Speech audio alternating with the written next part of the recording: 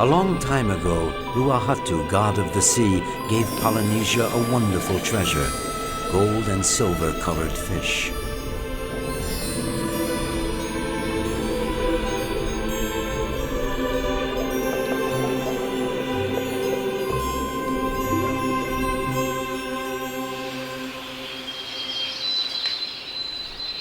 Long before Captain Cook discovered the islands, there were many famines in Polynesia until the day that man, inspired by Rua Hatu, thought of building fish traps. A sacred chant of Huahine, the island of the spirits, tells the story. Once, a man who had nothing, not even enough to feed his family, was on the verge of total despair. He remembered the traps he had inherited from his ancestors, old traps made of stone, too old to be of any use. He looked at all the traps and saw waves of gold and silver colors. There were 100 fish caught in the traps. He understood Rua Hatu, the sea god's message, and left to tell everyone that no man must ever destroy the traps, but keep them, because they were there to save man from famine.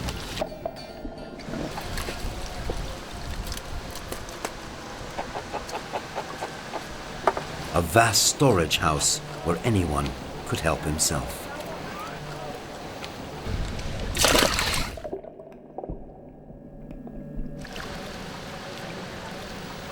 Here in Huahine, in the Societe Archipelago, 6 traps are still active today.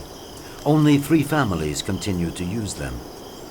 But the arms of the sea where they were built have much fewer fish than they did in the past.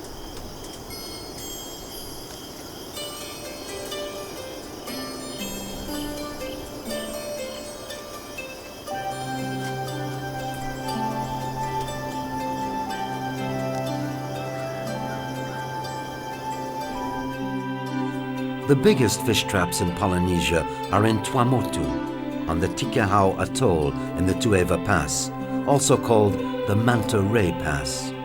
This 26-kilometer-long atoll's particularity is that it has only one opening onto the sea.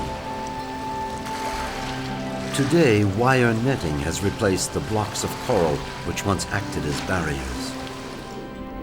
Although in the past the traps were used by the entire village, they are now family businesses.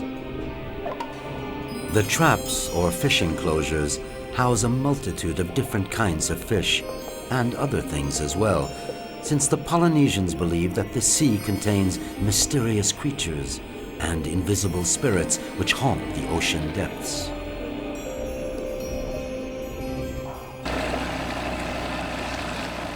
Ivan Vivi is a Polynesian fisherman. He and his brother Marcel go to the Teiura Pass to inspect the enclosures, which face the Pacific Ocean. Like every morning, they eliminate the hidden dangers. There are numerous accidents due to sharks, and many fishermen bear the scars of these encounters.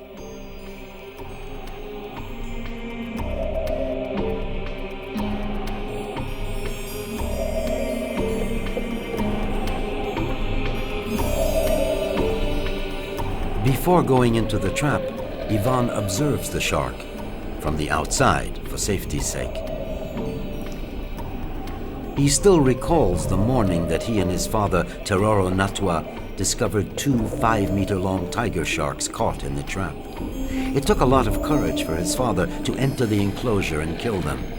Ivan will never forget his late father's heroic victory, which made him a legend among fishermen.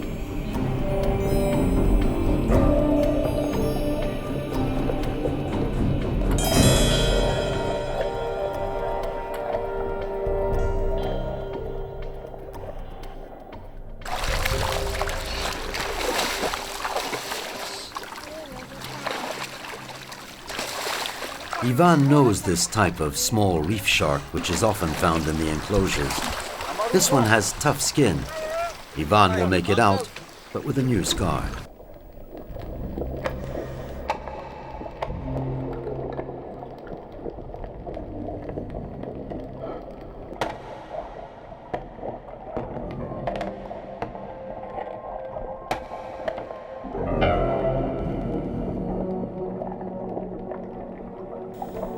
The greatest danger, however, are the stonefish, whose dorsal fins contain an extremely violent and deadly poison. They are almost invisible, but Ivan knows how to spot them.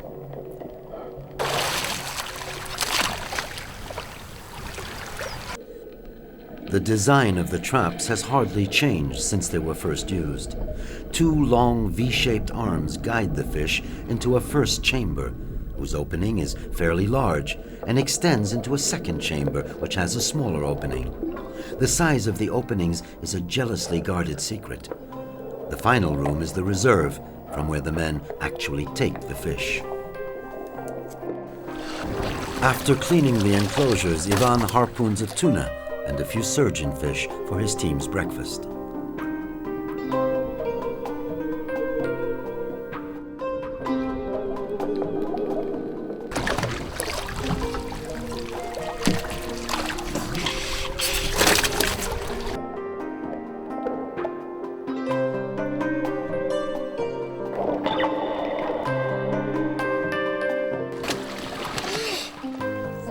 Even the frigate bird, the team mascot, shares in the feast.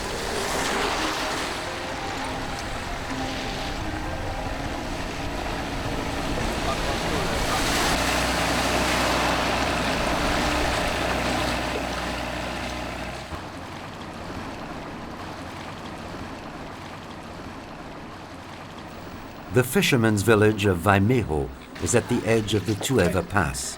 It contains 3 or 4 families of fishermen who use the 15 traps.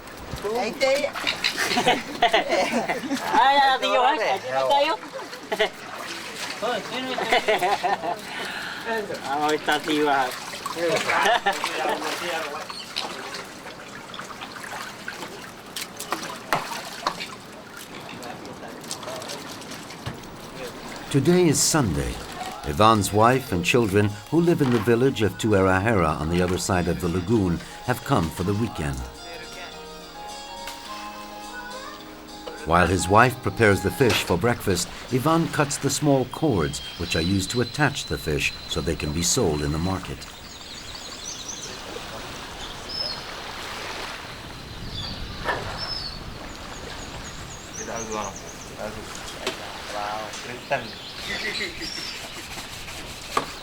Three times a week, Ivan and his team of 4 fishermen, all friends or members of his family, take fish from the traps to sell at the Papit market in Tahiti. For this, they use a large net, which they are constantly repairing.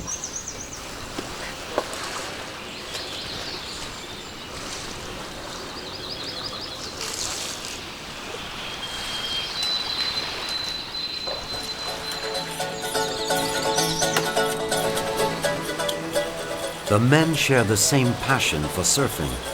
The second most valuable aspect of Tika are the waves.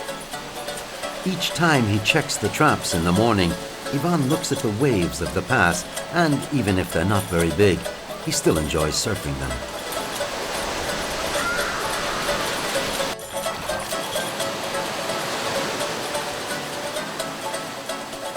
The men are fortunate enough to be able to combine work with pleasure on the same site.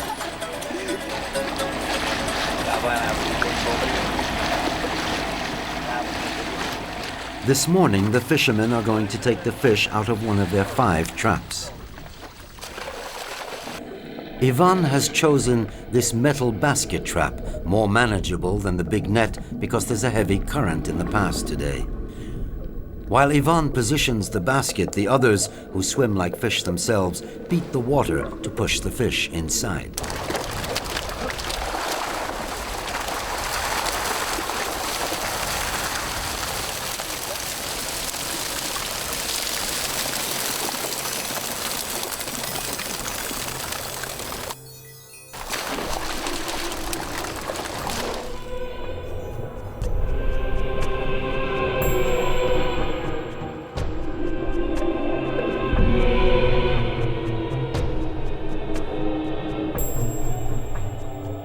The fish get caught in the traps at night when they come to spawn or to find nourishment in the lagoon. There are parrotfish, carong, surgeonfish, cane bigfish, and many others. This time, market orders are not very great, and it takes barely an hour to load the boat.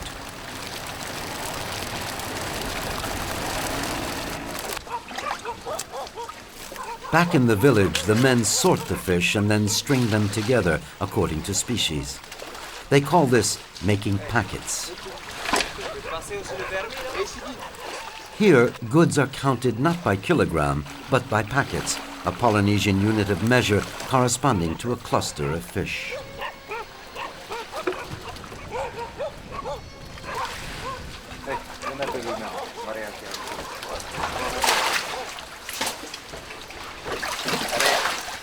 The quality of Teiura Pass fish lies in the fact that they do not have ciguatera, an extremely dangerous disease for man which some fish on the reef can transmit. Finally, the fishermen have to ship the fish to the village of Teiura on the other side of the atoll, a 30-minute outboard trip.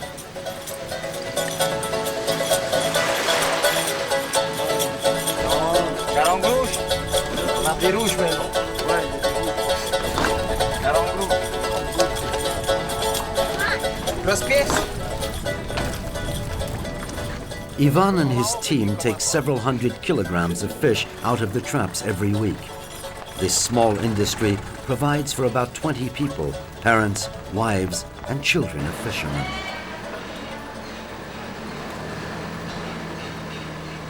Like every Wednesday, their families help put the fish into the cold room that the mayor of Tika has made available to them.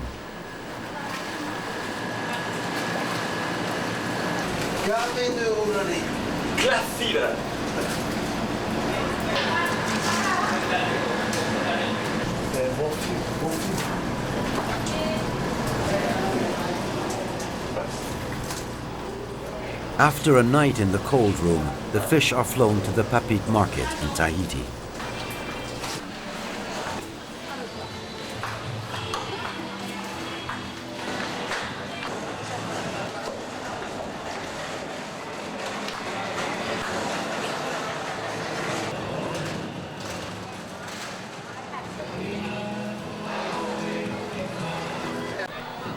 Sophie Lee Tam, one of Ivan's wholesalers, picks up the freight at Papit Airport.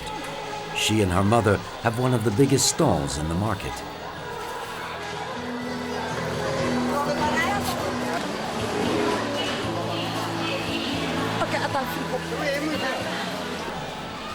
Fish is the basis of the Polynesian diet, and Thursday is the big fish market day. All sorts of fish are sold: tuna, swordfish, carong, parrotfish, and dozens of other species.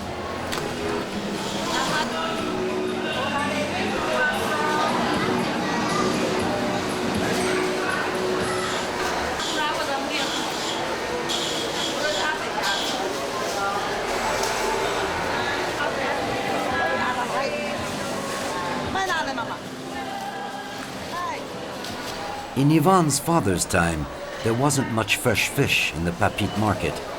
Fish were frozen aboard schooners which went from island to island until they arrived in Tahiti 2 weeks later.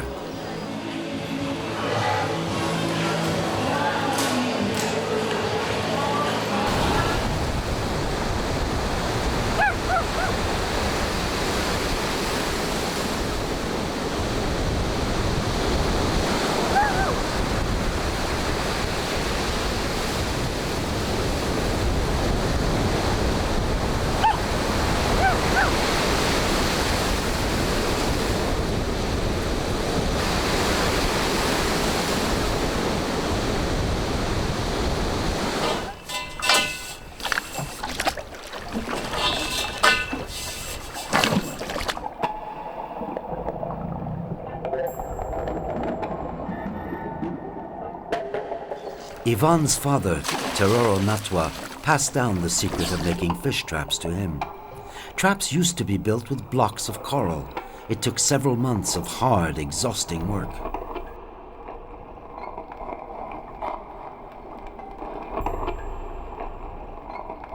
Ivan's father had the idea of using metal grating held by pegs from the kaya, a tree which grows on the atoll and whose wood does not rot.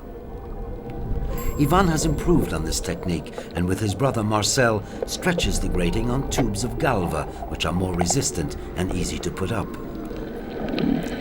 After tracing the trap underwater, the men make holes with a metal bar where the poles are going to be placed, before sinking steel bars on which they just have to slide the galva tubes. It's hard work, requiring good lungs and endurance. Ivan and Marcel manipulate up to 15-kilogram loads. The currents and violent winds hinder the men a lot too.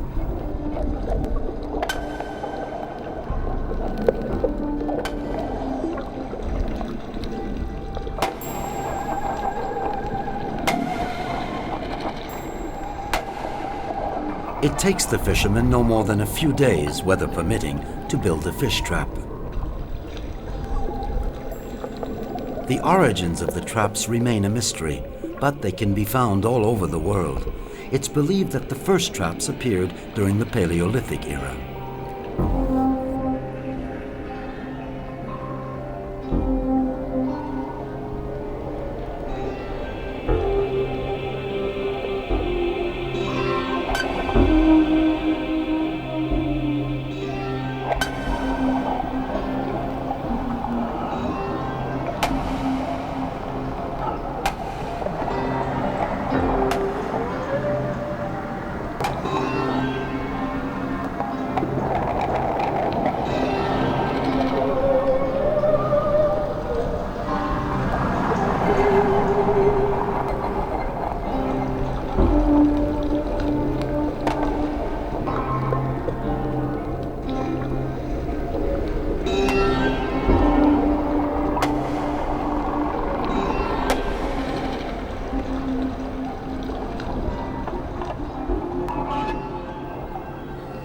Finally, Ivan has to shore up the tubes with wire before fixing the grating, because the waves in the pass are incredibly violent and often tear the poles out. The swell and cyclones often destroy all the traps, but Ivan and Marcel know that nothing is forever here and that constant rebuilding is necessary.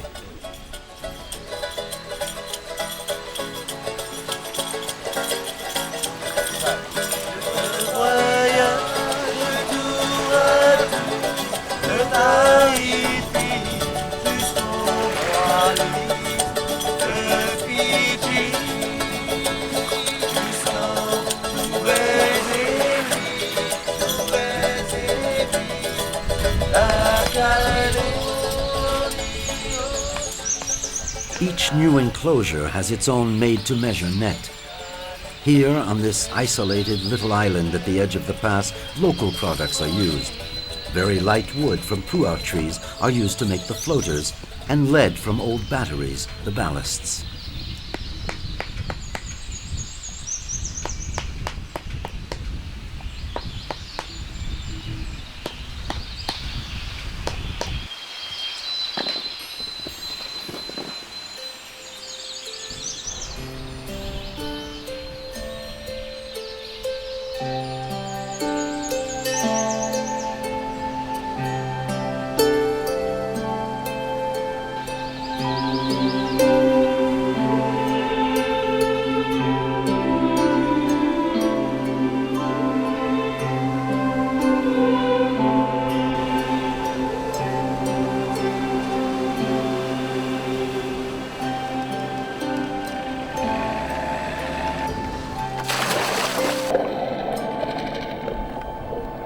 The heavy fishing takes place once a week, every Wednesday.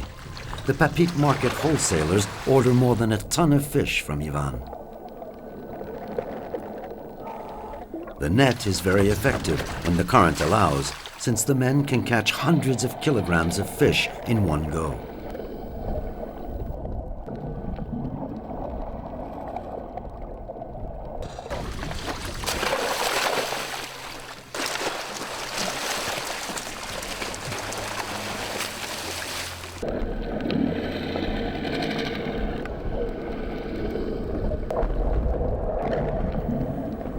The fishermen have specific tasks. First, they beat the water to get the fish to the bottom of the trap.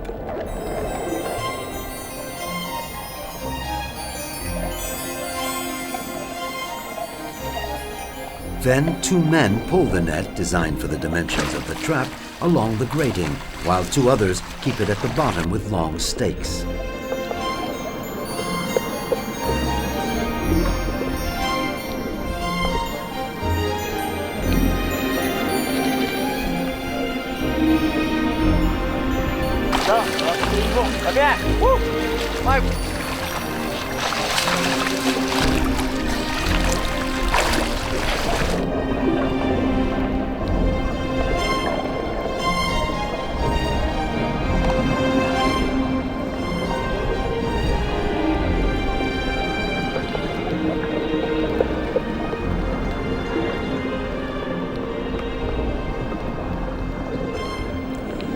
As soon as the net is closed, 2 men stay in the water while the other 3 get back into the boat to receive the fish.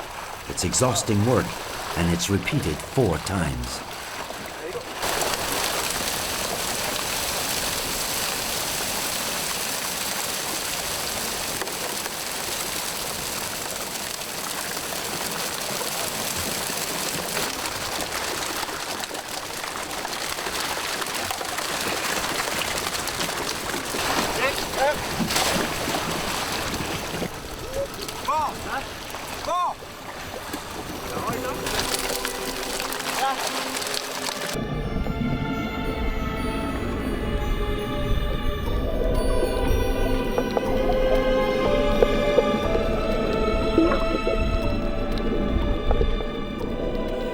A number of beliefs are connected with the fish traps. Previous generations used a magic stone, the Puna Otea, turned towards the interior to attract the fish into the traps. And although Ivan is very respectful of tradition, he knows that it takes more than that to catch fish. The real secret of the traps is their location.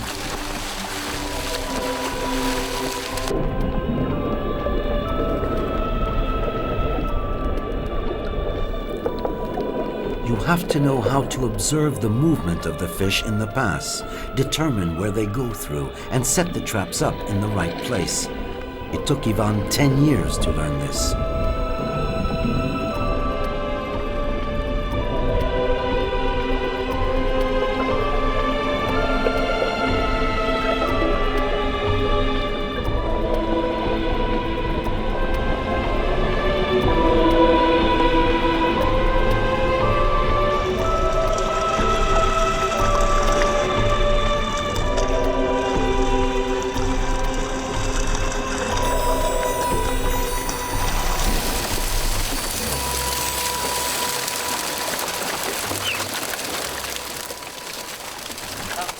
In spite of the impressive size of the catch, this fishing technique, going back thousands of years, has never threatened the ecosystem of the lagoon.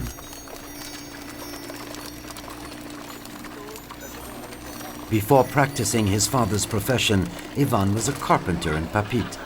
He learned a lot from it, but he's a happier man today.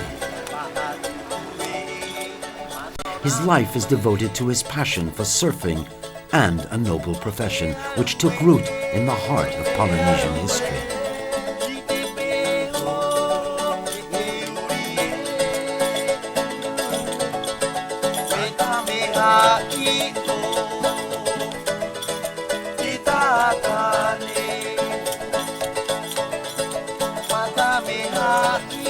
The elders say that in Polynesia, catching fish is an honor for a man, because he keeps his promise to feed his family by the sweat of his brow.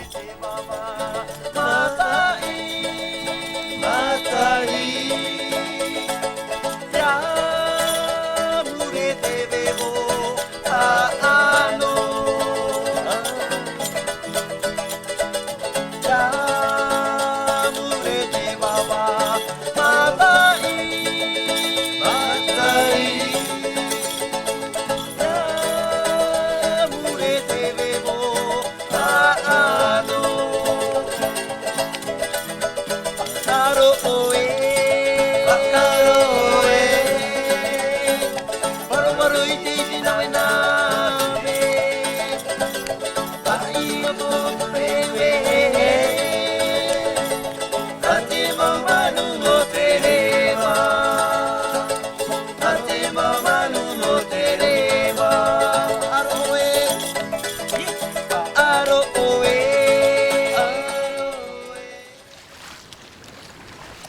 In southwestern Madagascar, the shores of the Indian Ocean are home to the Vez, a nomadic sea people.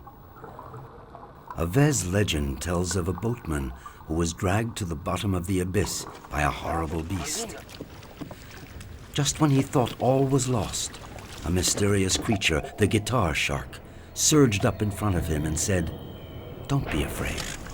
We are both children of the sea. I mean you no harm.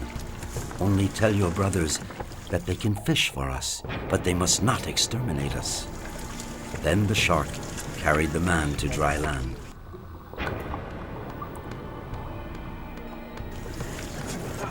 Ever since, the Vez consider fishing for sharks a prestigious activity, which strengthens the alliance between man and animal.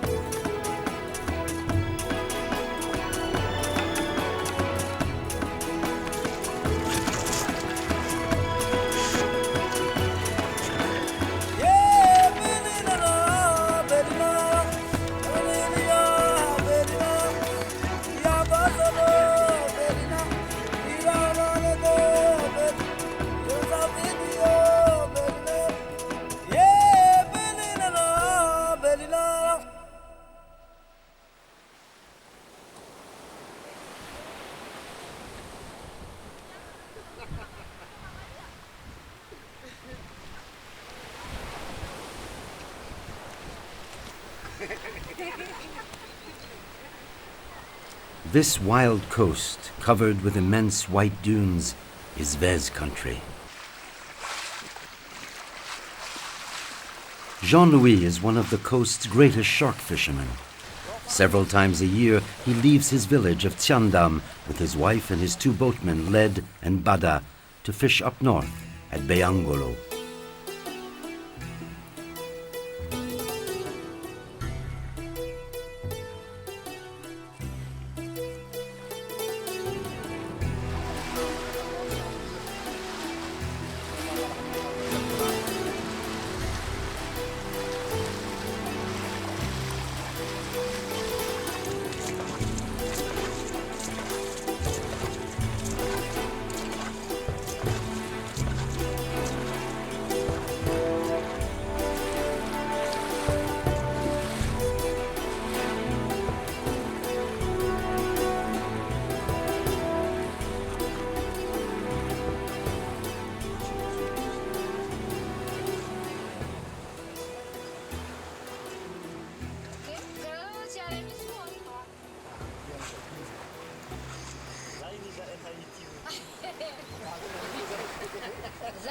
After a 2-day trip, the men reach their destination.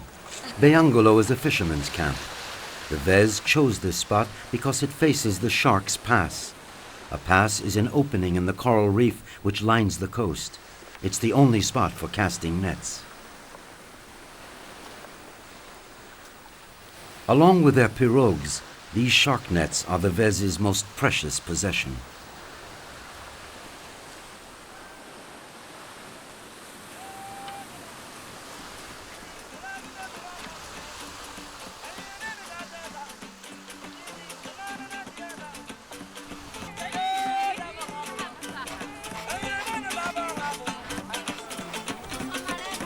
This camp contains many families of fishermen from neighboring villages.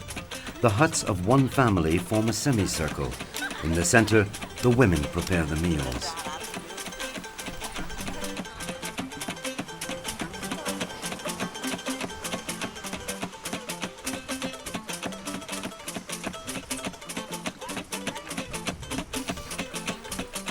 The men are glad to be together again. They haven't seen each other for a long time.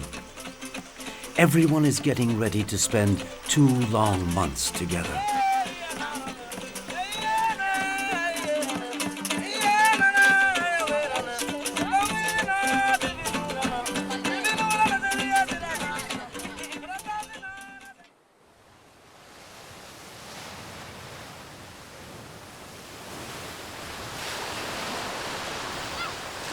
In the early morning, Jean-Louis, Led, and Bada get ready to leave, to raise the shark net they spread the previous day.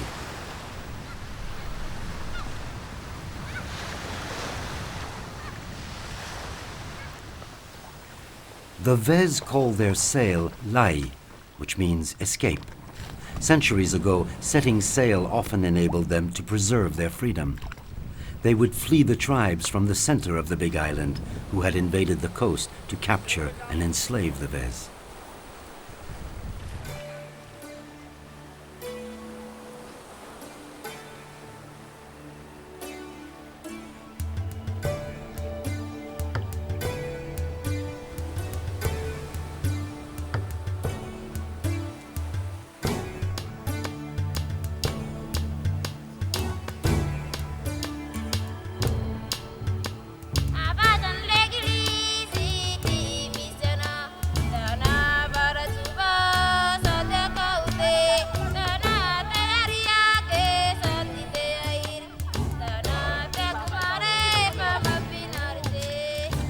In this arid region of Madagascar, it only rains 4 days a year. Water is very precious, and while the men fish, the women walk for an hour over the dunes every day to reach a 3-meter deep well from which they draw slightly salty water.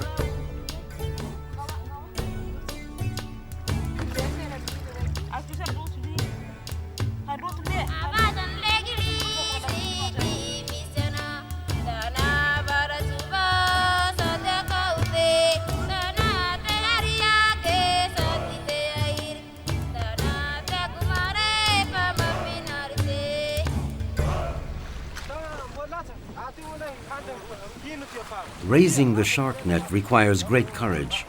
The men are up against the pass's roll, where 2 to 3 meter high breakers can sink a pirogue without warning.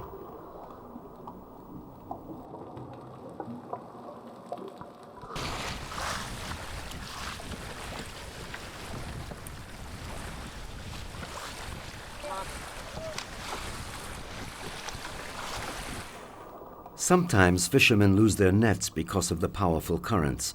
This time the net hasn't drifted too far. Lead manages to free it from a mass of coral.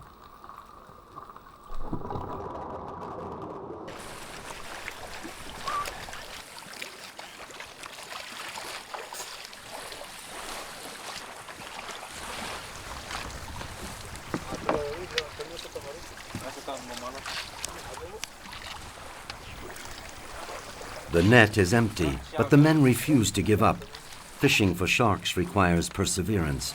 No one in the village has caught a shark for a month.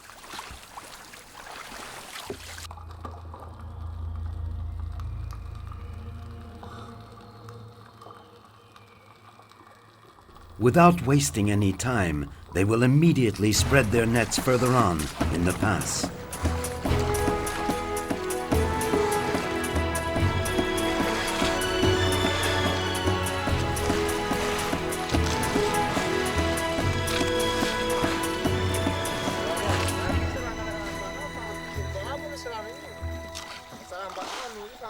This technique of shark fishing is simple.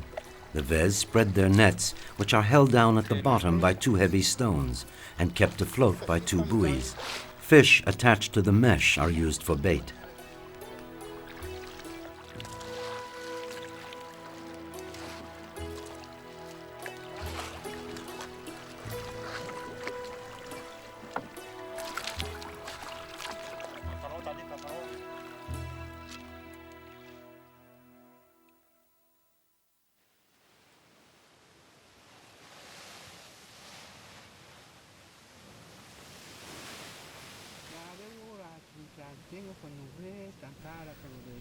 Guillermo, an old and wise keeper of Vez tradition, lives a short distance from the camp. He lives as his ancestors did, in a tent made of the sail and the mast of his pirogue, a technique the Vez still use today when they travel along the coast.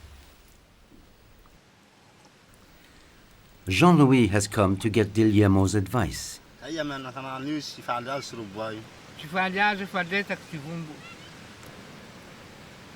Matura reu ti masu zau ku iu.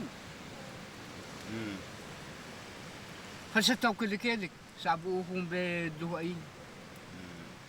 Ka rasa halam ivinta tenga maminta mamanjiki. Fangahi hazo ngaziu. Zao. Raha tsy zao, no raha malaky kireo tandrandra. Fa haigny mifono tamy halanta igny badibadiky ka. Misy fandiry ka aminy. Zao. Mila mahazo ty fotoana bakaroa zay vao mahay mitandriny ka nakanamy. Eka. Fa izy tasy taloha roy. Latsy agnabo tiky, i tegna agnabo toa i maiky ty vata i. Andoaragna raha toa io, vomboka kio taloha tsy niletaky. Fananiky zao letaky.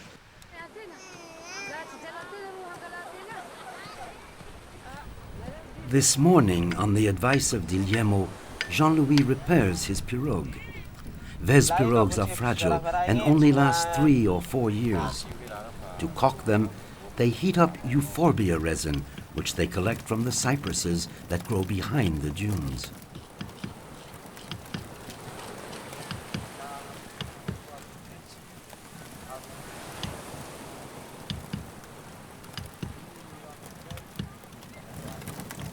The pirogues are carved from the trunk of a very tender tree, the farafatse, which only grows in Madagascar. Since the boats fill up with water very quickly, the men have to pull them onto the beach to dry out every evening. Once the euphorbia resin boils, it turns into latex, which is applied like tar to waterproof the pirogue.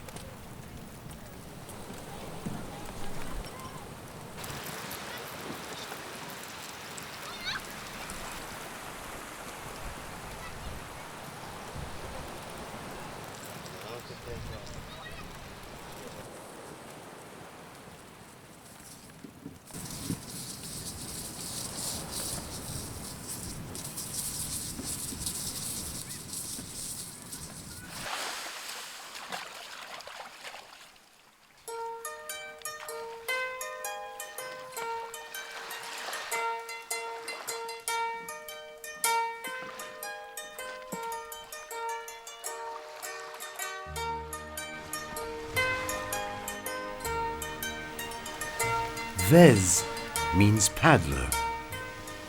The paddle is the last resort for fishermen when their sail is torn or when their mast breaks. It also serves as a rudder.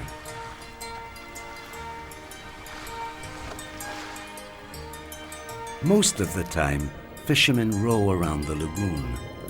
Their daily lives consist of fishing on the coral reef a kilometer off the coast in relatively shallow water in order to feed their families and to catch fish to be used as bait for shark fishing.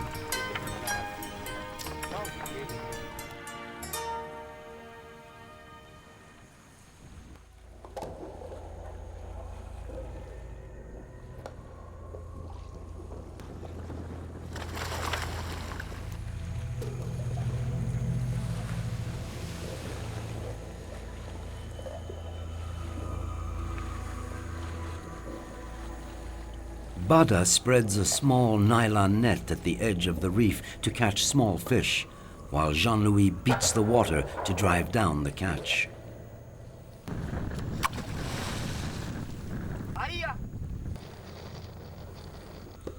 Then, Led and Bada go after the fish in their hiding places, openings in the coral reef.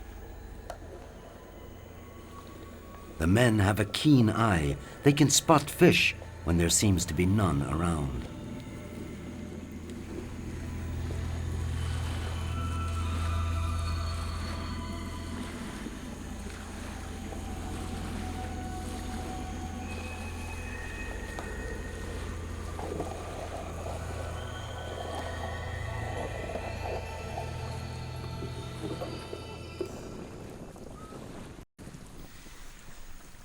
Some fish on the reef have stinging, poisonous needles on their dorsal fins.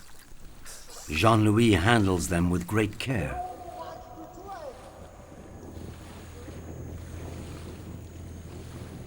In the past, the Vez didn't have to go to the other side of the coral reef. The reef itself was enough for them. They would catch octopus and shellfish at low tide. Although today they spread their shark nets out on the high sea, octopus, very abundant in the lagoon, is still their basic food.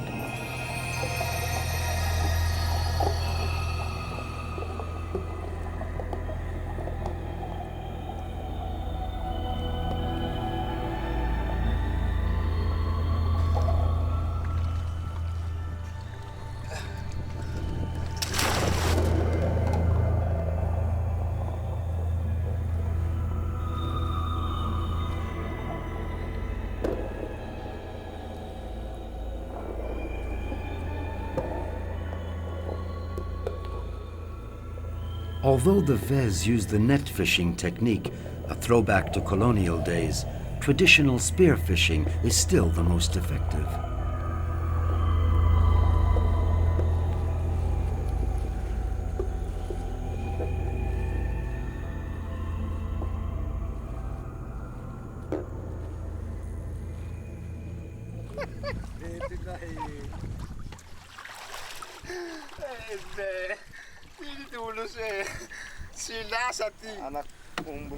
Jean-Louis and his men are happy. Although the shark net is still hopelessly empty, the reef has not betrayed them. They have caught enough fish to feed their families.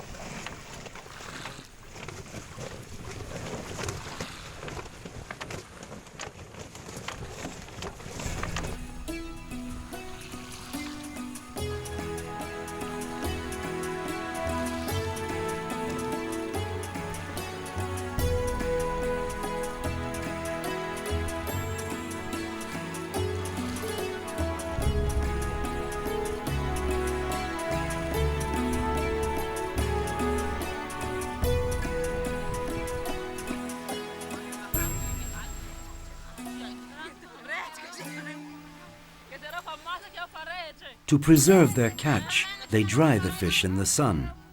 To cook them, the women need only plunge them into the water to rehydrate them.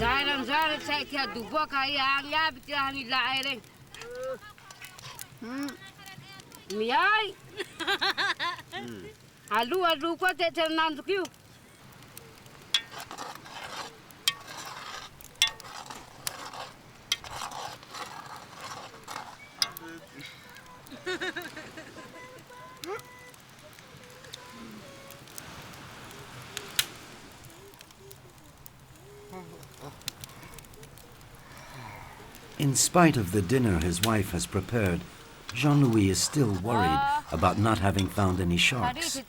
Old Guillermo's words were not completely reassuring.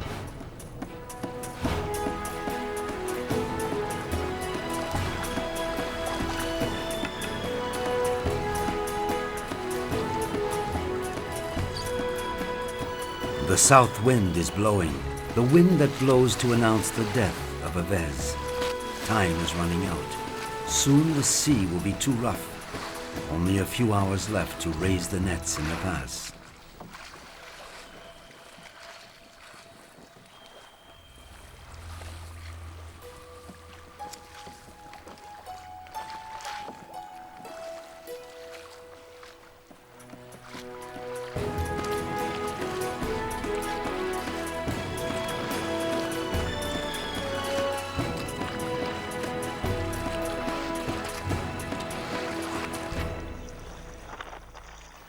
The spirit of the guitar shark has not abandoned them.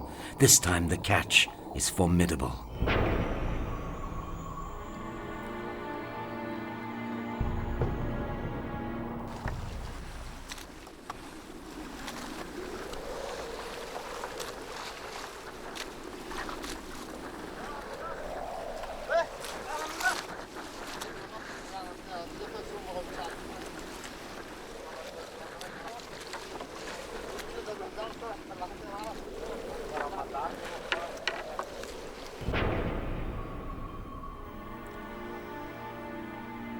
The shark has been struggling all night long.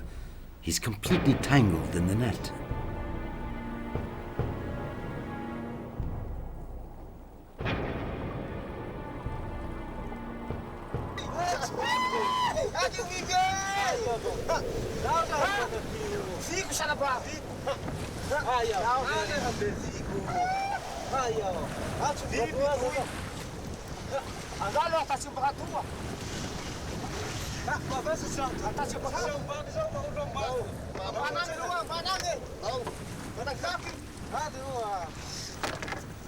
The men discover a hammer shark at least 3 meters long and weighing more than 200 kilograms.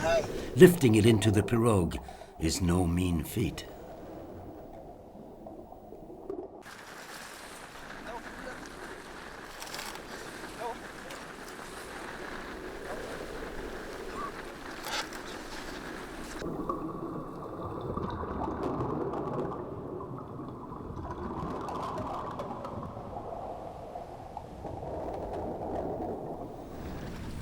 When the fishermen take a shark out of the water, it is already dead of suffocation, since sharks have to move to oxygenate their gills.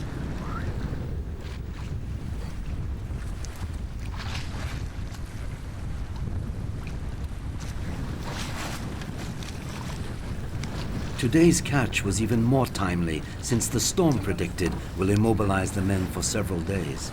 They've got to get back to Bay Angolo before the winds get too violent.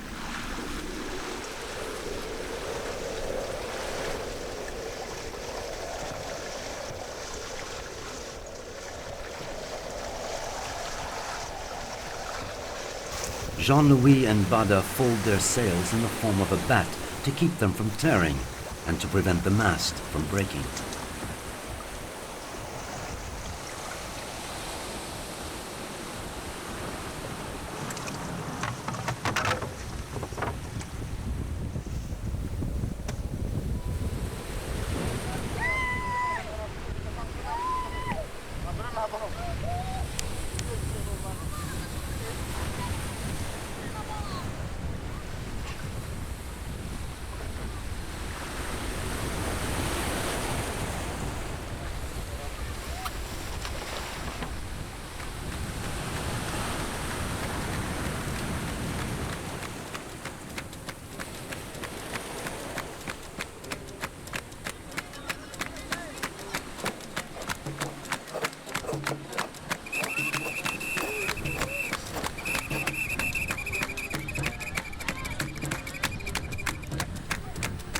For the village, the catch is a great event.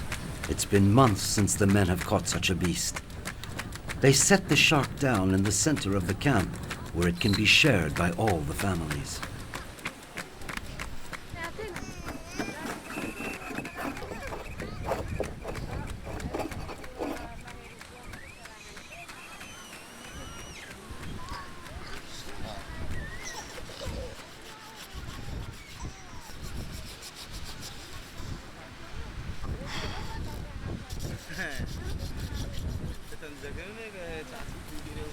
Every part of the body is eaten.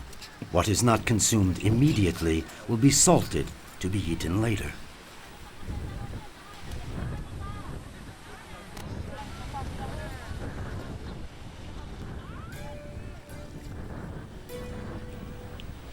The fins of the shark are the most valuable part of the animal. In the past, the Vez didn't bother with the fins, but in recent years, Chinese collectors have been offering high prices for them. They belong to Jean-Louis, since it's his pirogue.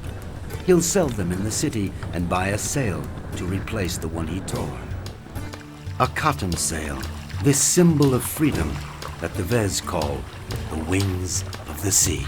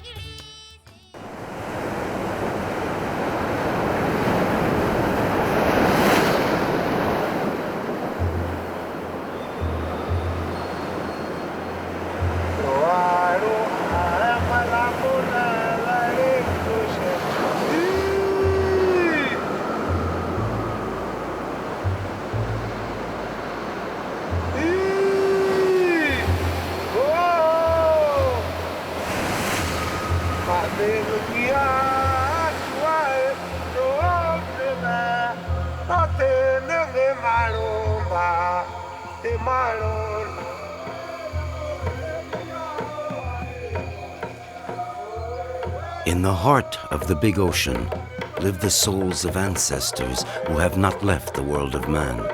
The ancestors give the sorcerers a power, the mana, which enables them to perform wonders.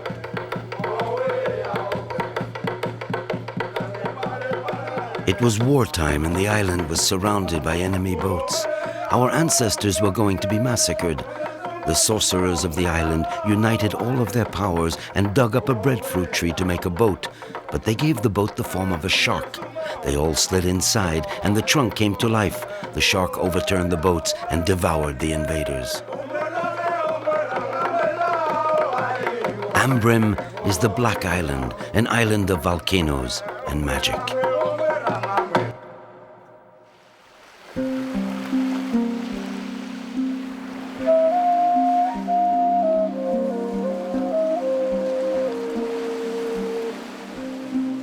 The sea is not a hospitable world for the Melanesian people. They are peasants and live off the land. For centuries, they have turned inland rather than towards the ocean. The Melanesians, however, came from southern China by sea. They colonized the Pacific Islands, wandering in their pirogues at the mercy of the winds. Many died, others came to a new land, surging up out of the immense ocean. The island is volcanic, and its coasts sink deeply into the waves. Fishing here has always been almost impossible. Coran, however, is a fisherman.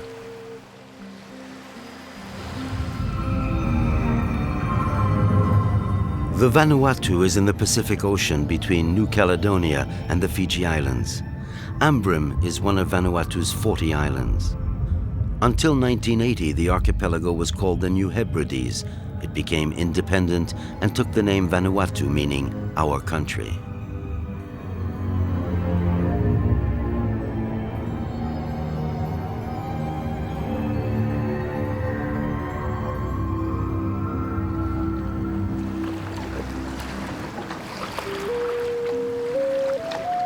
People here see the world as an ocean and the islands as stars. Their space is reduced to the lands they can see. Beyond, the sky dives into the waves and blocks the horizon. It is the domain of the spirits. For everyone here, the length of the world is limited, but its depth infinite. It stretches vertically, and at the bottom of the water live the Yarimus, the spirits of the ocean depths. Coran fishes for vivanot, sometimes called chicken fish, which live between 200 and 300 meters deep.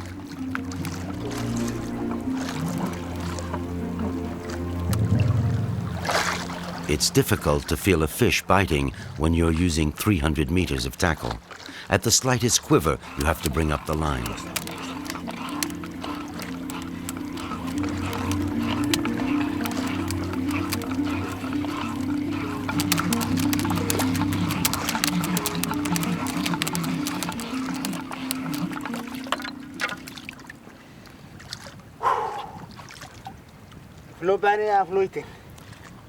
For the past few days, Coran hasn't caught anything. It's as if there were no more fish around.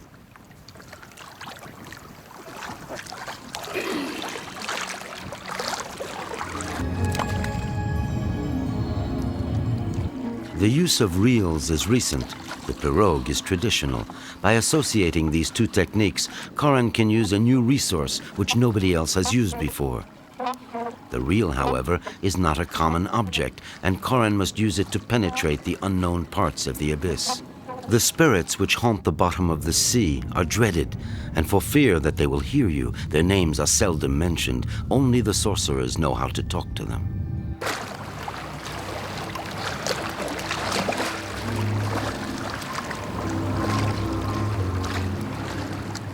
Fishing in this strange and haunted world holds many surprises for Coran.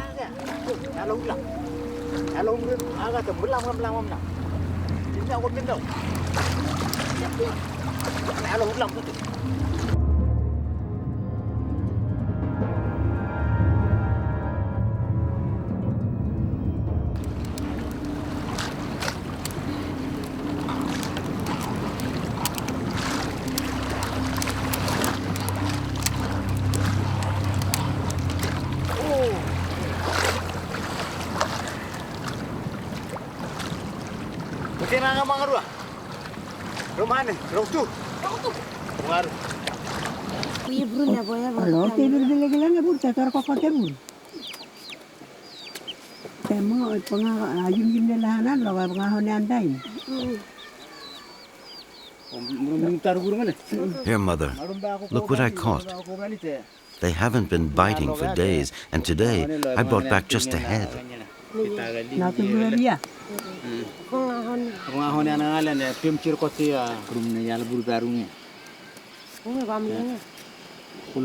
I don't understand what's happening. The sharks don't usually eat my fish. There's a spell on me. It's magic. You must talk to the inland people who live near the volcano. They say that the volcano speaks to them from the world of the spirits. Tomorrow I will go to the sorcerer Magenok. He will talk to the spirits and ask them why the sharks won't let me fish.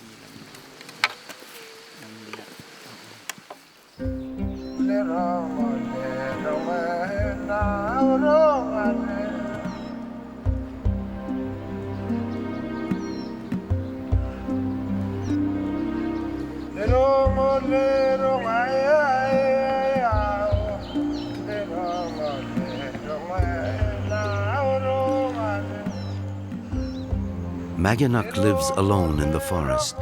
He's an inland person. He's part of the strength and power of the forest, a man of magic.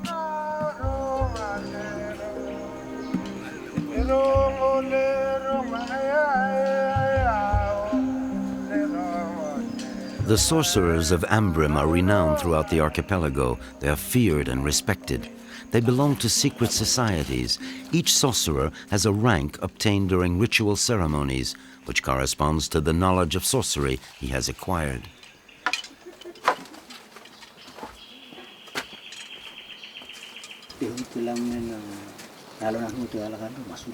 I came because yesterday I caught a fish, and all that was left was his head.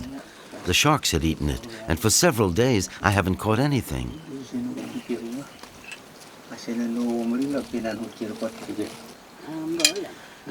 Listen, Koran. You must climb the volcano. The volcano is a great spirit. It will reveal the reasons for the bad luck that weighs upon you.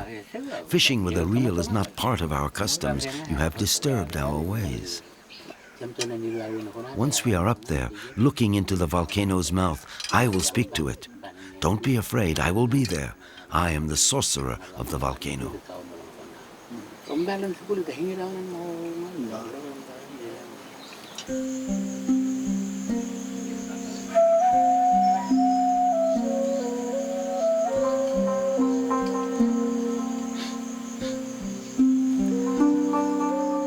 Entering the forest means entering the mysterious world of the earth spirits.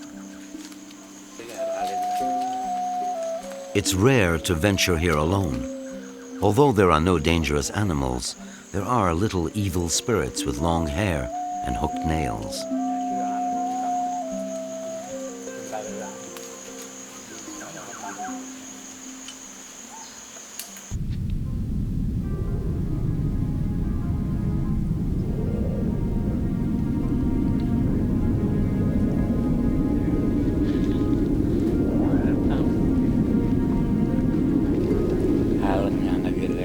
The Maram volcano is still alive. It gets angry often, and its eruptions threaten our villages. Before, everything was green here. The lava flow destroyed all the plant life. We cannot just take any path. This is the path of the dead. After death, the soul goes to the world below, through the mouth of the volcano. We, the living, must take another path to reach the crater.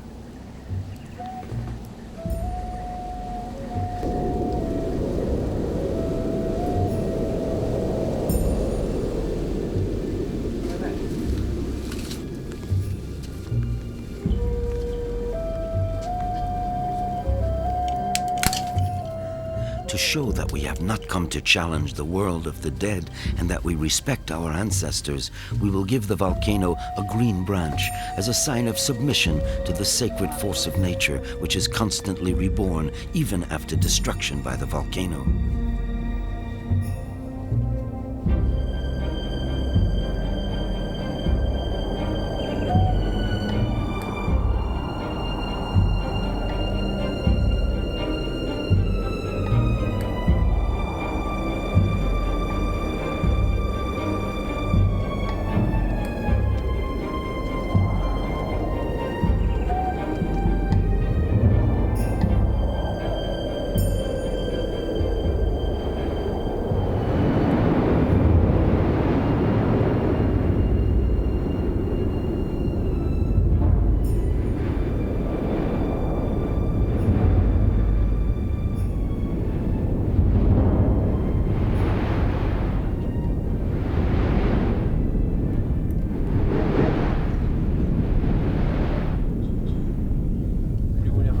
We must thank the volcano because it helps our land to become fertile again and because it allows us to stay in contact with our ancestors.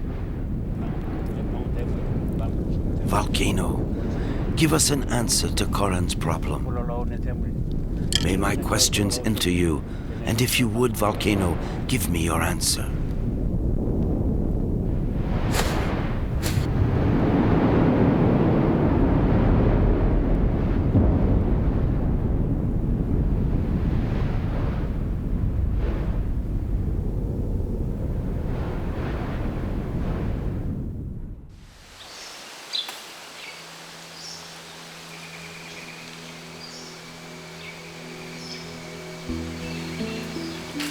The volcano has answered, but only a truly great sorcerer can interpret the response. The greatest sorcerer in Vanuatu lives on the other side of the island. His name, Chief Tofor, evokes terror. It is said he practices witchcraft and magic beyond anyone's imagination. A number of villages have to be crossed, as well as coconut groves to reach the other side of the island. The coconut tree is the tree of life. In addition to producing coconut oil or copra, its trunk and its leaves are used to build huts. The nut also provides milk, and its pulp is chopped up and used for all sorts of dishes.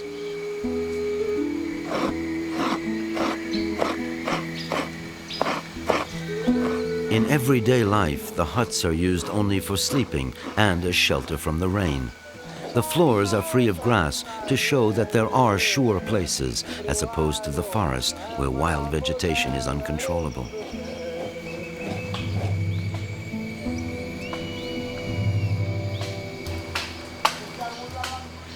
The village of the great sorcerer Tofor is still organized in the traditional manner.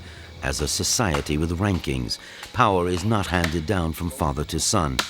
Each sorcerer is promoted to a higher rank during traditional ceremonies in which pigs are sacrificed.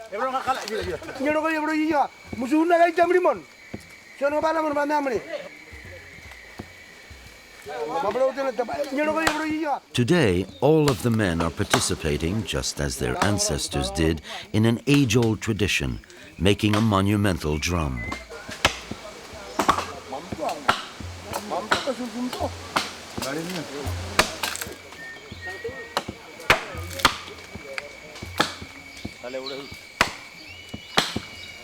The drums of the island of Ambrim are ritual instruments. They transmit the prayers of the living to their ancestors.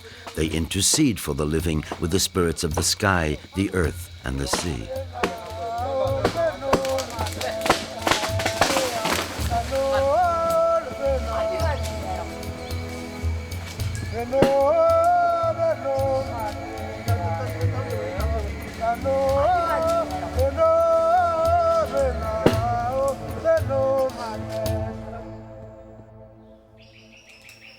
It takes more than 2 weeks to make a drum. The sculptor works alone behind an enclosure shielded from curious eyes.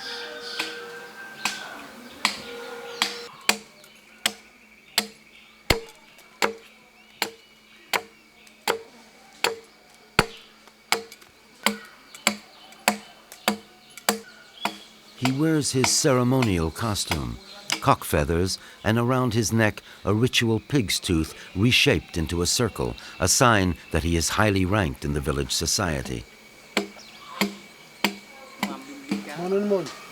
Traditional courtesy requires Koran, when he meets someone on the road, to say where he is coming from and where he is going. In Vanuatu, the road always leads to an ally.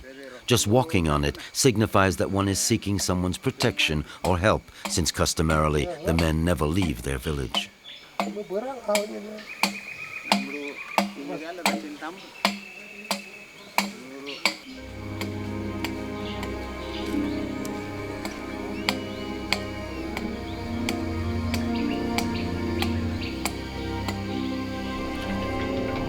Tofor is a great sorcerer and a great man.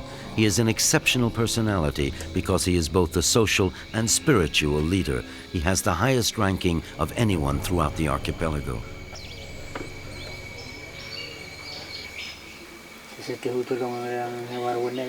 I'm very worried. I went up to the volcano with the sorcerer Maginuk. The volcano said that the ocean spirits were angry with me. I came to see you because you're the keeper of the sacred rites and you're in contact with the world of our ancestors. The Yaramis spirits? The Yaramis are in the sharks.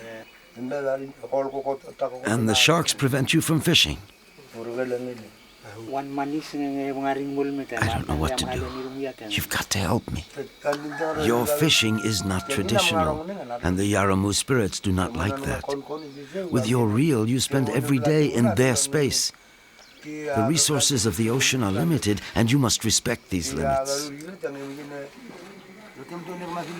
Sharks are merely the ritual instruments of the ocean spirits. In the past, when sorcerers asked the Yaramus for help, the power of the spirits was embodied in a shark. This dreaded animal killed all of our enemies. You have committed a fault. You did not try to find out if the spirits would permit you to fish or not. You must ask their forgiveness with a ceremony and the sacrifice of a pig. That is the custom. I have spoken, and that is the way it must be.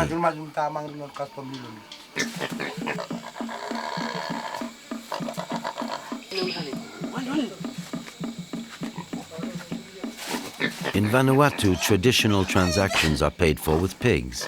Tofor decides how many pigs are needed for a ritual. The size of the teeth determine the value of the pigs. They grow in spirals and can reach 2 full circles, although that is rare. The pig is therefore a great pig. He is given a name, and he becomes renowned throughout the region, making his breeder proud of having succeeded through a combination of technique and magic.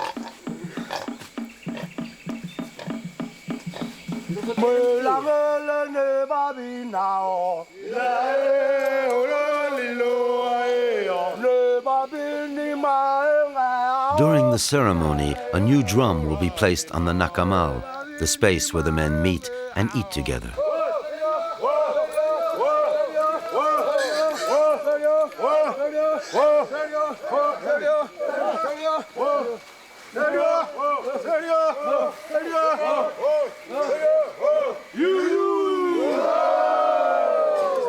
The men welcome the drum with singing and dancing.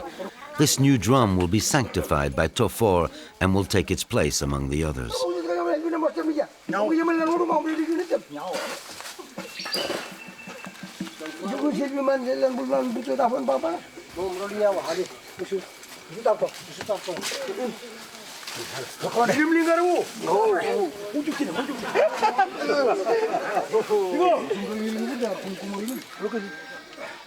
The drum is implanted so that its wood remains alive. Here, man is also like a tree. He is rooted in one place. Man cannot live or die or be buried far from his own land.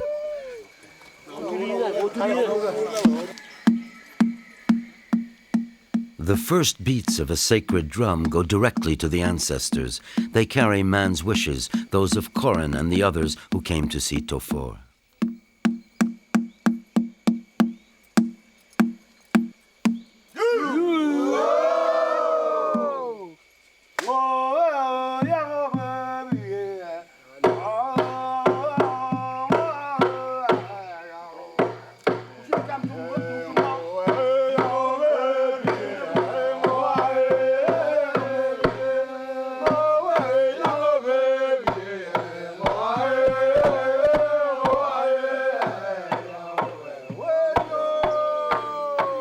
All rites are carried out in the same fashion. The men work on dances in secret and reveal them afterwards. The drum is the only instrument. The dance is entirely based on rhythm. The men hit the floor with their feet, making as much noise as possible.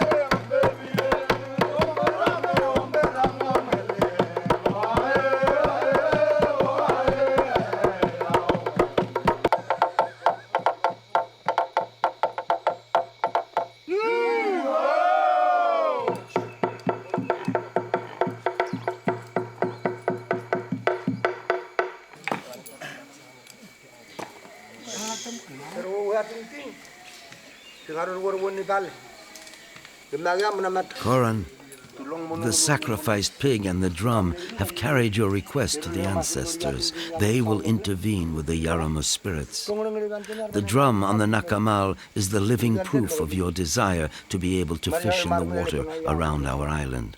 You may return home now.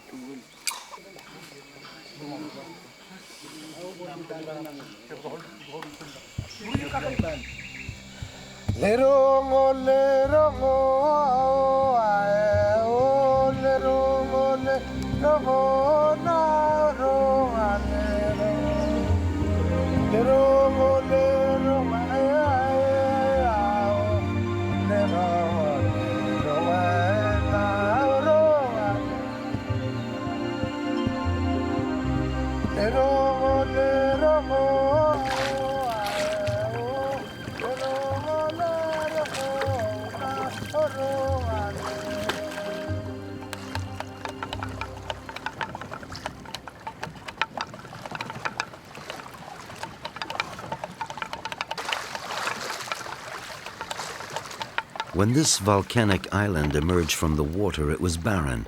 The birds, the wind, and the ocean currents carried seeds which gave birth to trees, flowers, and nourishing plants. The forest became dense and lush. Man came to live on the island, bringing his own cultures with him, and soon realized that this hospitable land could also be dangerous. On this island where cyclones and volcanoes are a constant threat, man has learned to respect nature because he knows that its balance is highly delicate. This respect and this knowledge of the land that shelters him is what man calls the custom.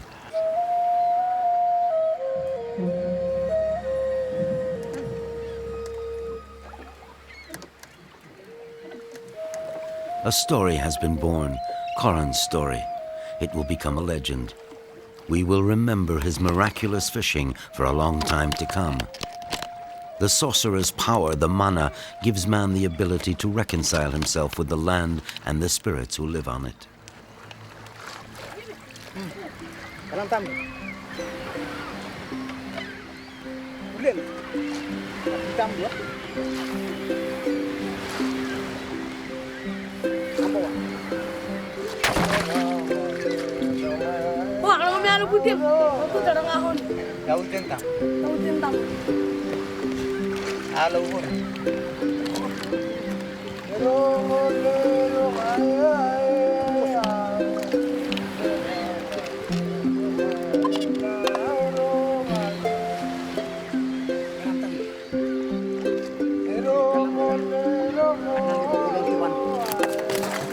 Here, the custom is alive and constantly renews itself.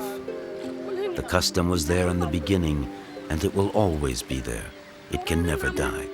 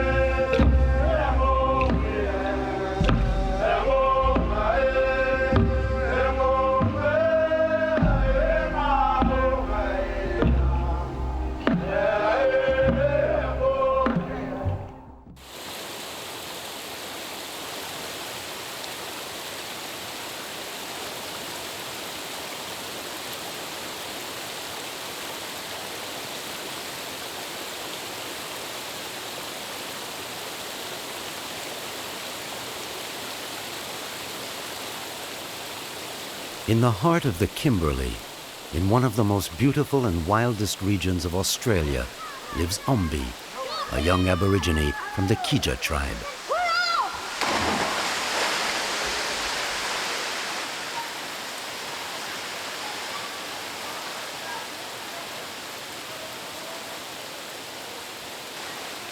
Aborigines consider children's dreams to be messages about the future sent by the spirits.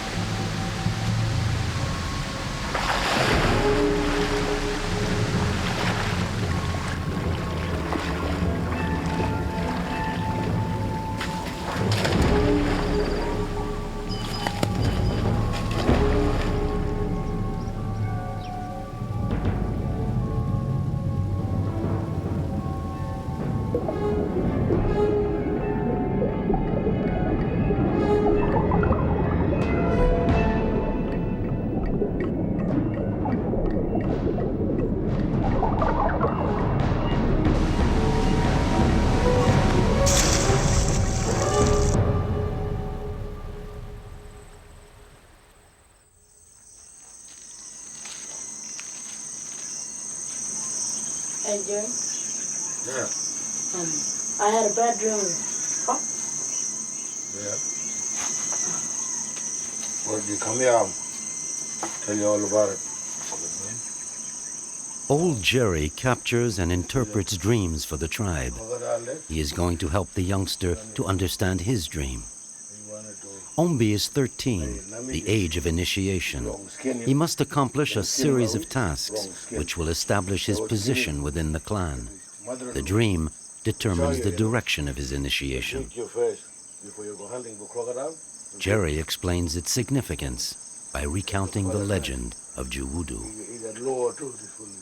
In the beginning, long before man existed, a time the Aborigines call the dream time, animals ruled the earth. They were immortal. Juwudu, the crocodile, fell in love with Nambian, the black-headed snake. He wanted to marry her, but the other animals were violently against it. Filled with rage, the great ancestral crocodile, the most powerful animal on earth, decided to seek revenge. He condemned all the other animals to mortality. Only he remained immortal and would return during the nights of the full moon to devour the others. After having pronounced his curse, he left for the moon, where his spirit lives on. The dream signifies that Ombi is destined to protect mortals from Juwudu. But he must, above all, protect himself. That is why he will leave in search of a crocodile and kill him. Ombi is still too young to challenge a great ancestral crocodile. Old Jerry explains that a member of the tribe is going to initiate him, teach him to live in the bush, teach him the secrets of the crocodile, to love the animal, but also to confront him. Very few men are granted this privilege. Ombi is the chosen one. It is he who must defend both animals and men from Juwudu's terrible rage.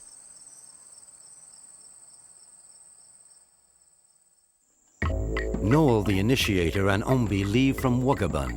They will cross the sacred mountains of Bungle Bungle and then the plains of Nugurabur. They will go to the estuaries where the great marine crocodiles live.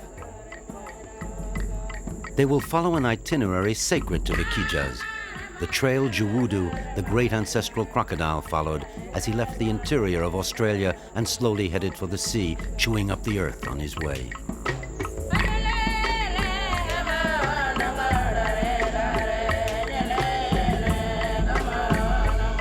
Accompanied by Noel, Ombi must go where Juwudu went, since each of the animal's steps created a part of the world. They take nothing with them on the journey, and only Noel wears a naga, the loincloth of the initiated.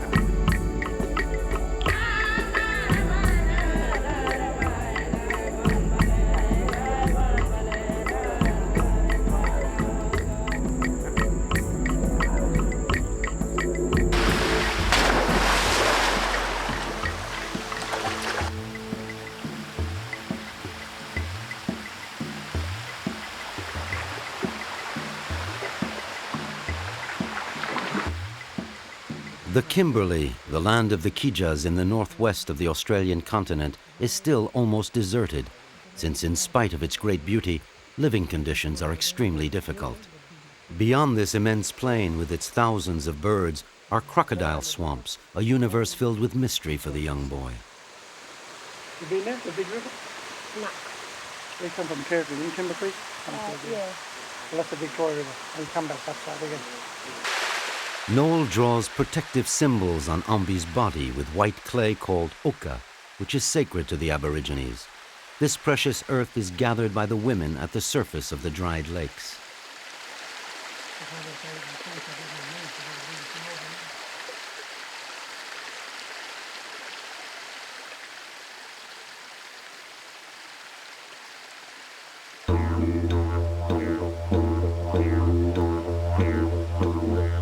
The initiation of young boys enables the Kijas to renew ties with their nomadic past.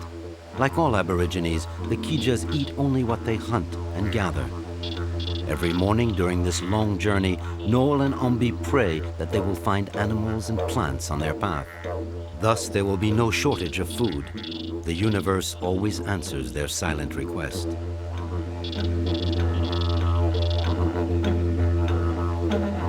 The lands they go through are sacred to the tribe.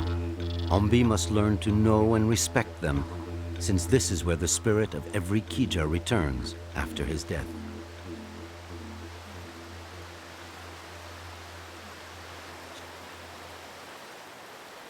The earth they tread on consists of the dust of their ancestors. Aborigines believe that beings do not die, but are transformed.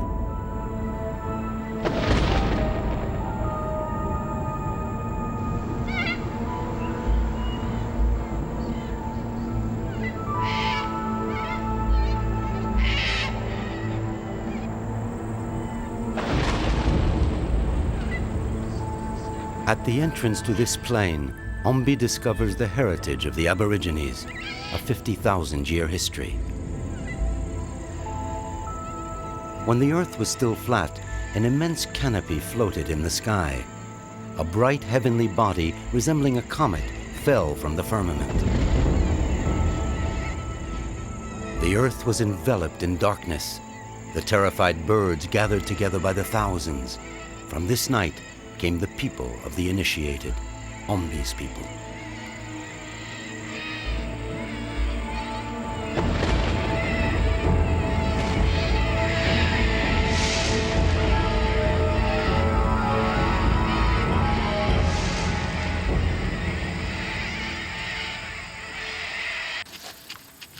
Noel teaches Ombi how to recognize a plant with an edible root and how to pick it without tearing it out of the ground. Stand and feel. Leave the branch part, leave the branch, but just feel it. He must first ask the plant if it is willing to fulfill its role of providing nourishment, and he must never pick more than he needs. If he uproots a plant before it reaches maturity, he must replant it. The Kijas do not plant or harvest anything.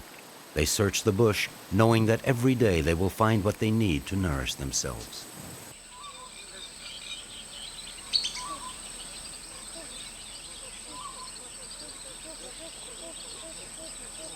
The Indo-Pacific crocodile found on the northern coast of Australia adapts very well to both freshwater and saltwater. It follows rivers for long distances. Very few men dare to cross over. To reassure Ombi, Noel tells him the old Kija belief that if you don't think about a crocodile, he won't attack you.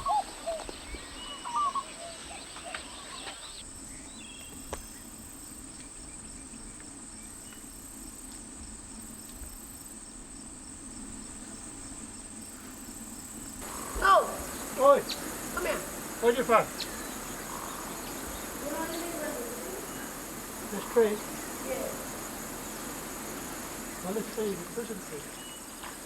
Long time ago, I put Noel explains to Ombi that this giant tree is known throughout the entire region as the prison tree. In the past, cattle thieves were chained to it. For the Kijas, however, when it loses its leaves in winter, with its branches resembling roots, it is the tree that Uwudu, the great ancestral crocodile, planted upside down.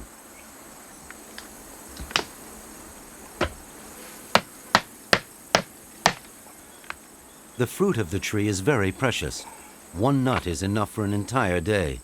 It can be eaten raw, although it is better when it's cooked. The Kijas eat when they find nourishment, regardless of the time of day. Tastes better when you roast it.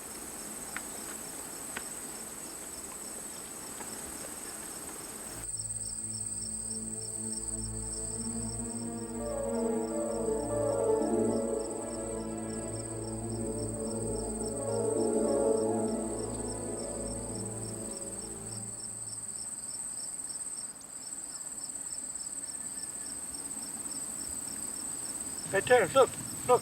What? 2 emu. Baby emu. Come here. Hey, give him some seed with my ketchup. Quick. Go. Since Ombi has been designated to protect the animals, he must learn to know and love all those who live in his territory. The emu is a big, powerful bird that doesn't fly. He lives far from all human presence. As he goes through the high grass with his long feathers, he gathers seeds and deposits them further along the way. He thus guarantees a natural seeding. That is why for the Aborigines, he is the totemic emblem of fertility.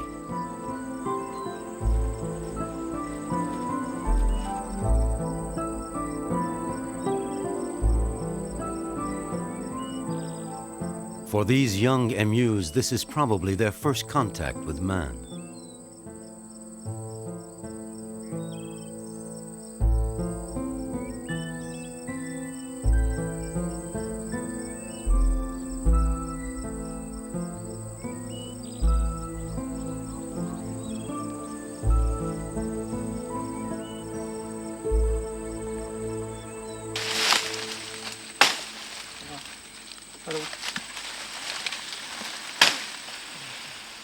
Noel teaches Ombi the gestures of their nomadic ancestors. If there is no cave nearby, the youngster must erect a witcha, the traditional shelter. Although most Aborigines today are sedentary and live in villages, the simple gestures they pass down keep their history alive. Some tribes, like the Kijas, use telepathy to communicate with each other across the immense plains. Only the pure in spirit, however, can let their thoughts out. During his initiation, Ombi must learn to hide nothing in order to transmit and receive messages.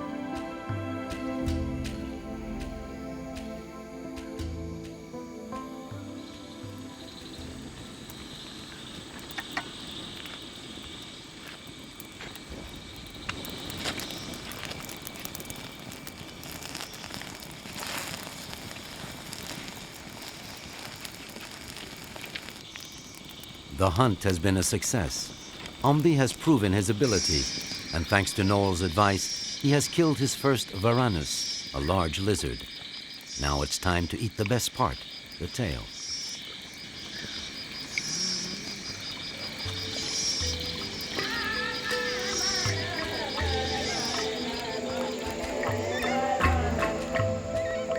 At dawn, after many days of traveling, Ombi finally discovers and marvels at the estuaries where the big marine crocodiles live. It is truly a magical moment which makes all his efforts worthwhile.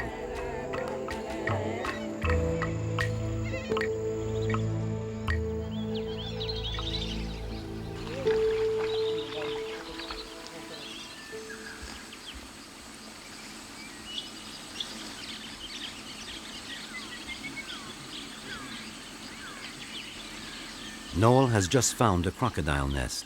He warns Ombi to be very careful as he gets closer. Until the eggs have hatched, the mother stays nearby to protect them.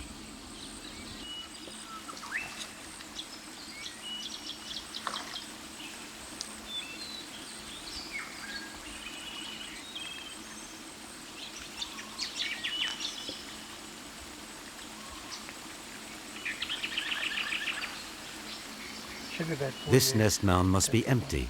If not, the mother would attack violently.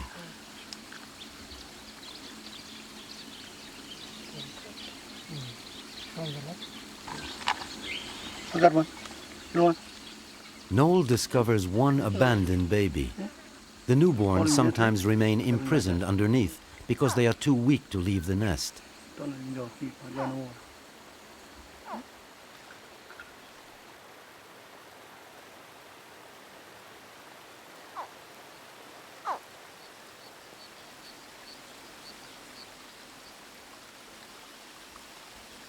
There is even a second newborn who was unable to leave his shell. If Noel had not set them free, they would certainly have died. This doesn't mean that their lives have been saved. Of the 60 or so babies in each nest, only 2 or 3 reach adulthood. The mother looks after them, but there are a great many predators.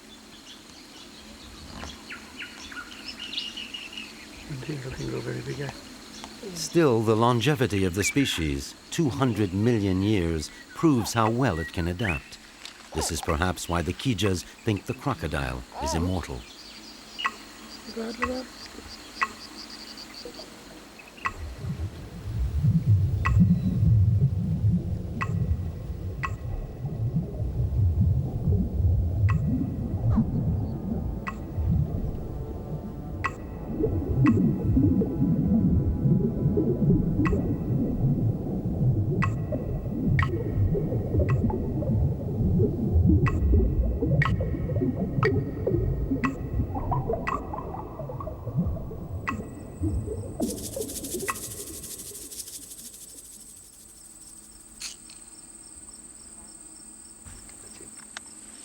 On the red earth of the Kimberley, Noel and Ombi run into a legendary animal, Nambian, the black-headed snake Juwudu wanted to marry and who is at the root of the discord between the crocodile and the other animals.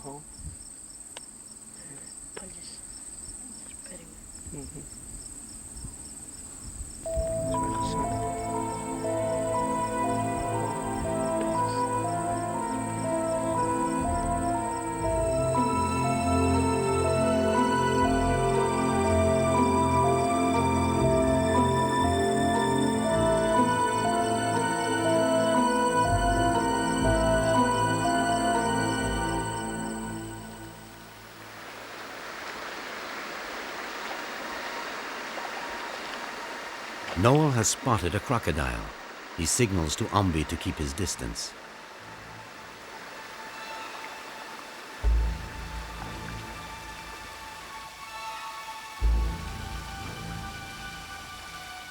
The animal is at least 2 meters long and very dangerous. It's hard to kill a crocodile because his brain, as big as a walnut, is protected by 2 centimeters of bone.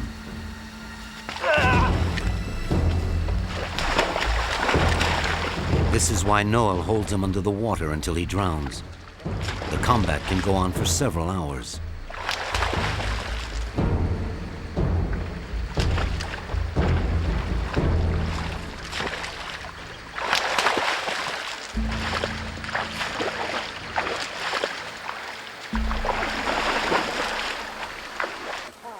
The spear must enter at a precise spot at the base of the skull so as not to destroy the crocodile's soul.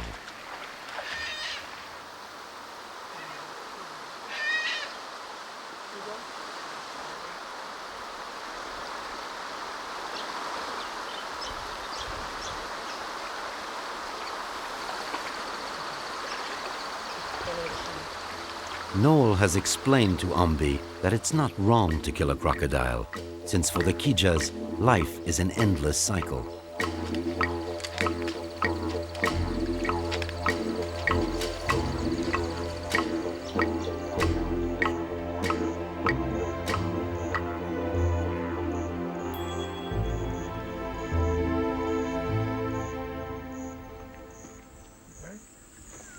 Present for you.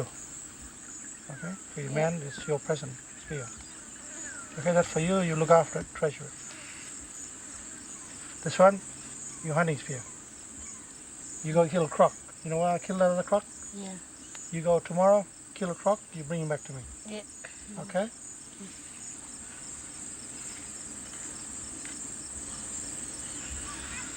And chicken, go straight. Hard.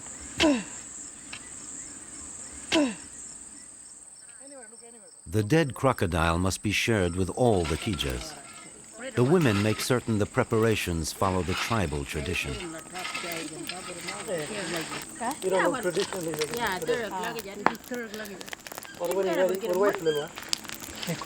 The crocodile is buried under ashes. Then a big fire is lit from above. Cooking time is at least 5 hours.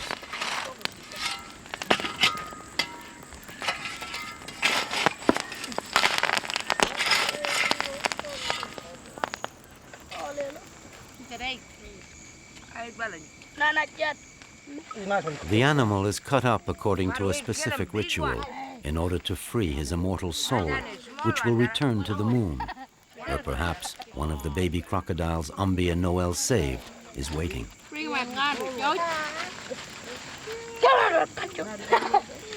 Tonight is the eve of Ambi's final test. He must eat crocodile flesh to strengthen him for the confrontation.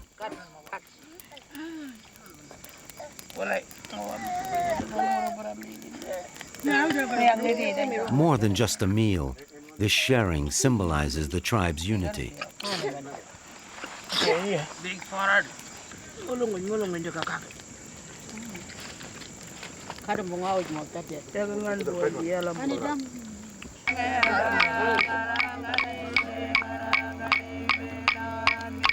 The Aborigines believe that the heart was made for speaking and not the voice. The voice is for singing, celebrating, and healing. Tonight they sing songs celebrating the immortal soul of the crocodile who watches from the moon to make certain the world continues its eternal cycle.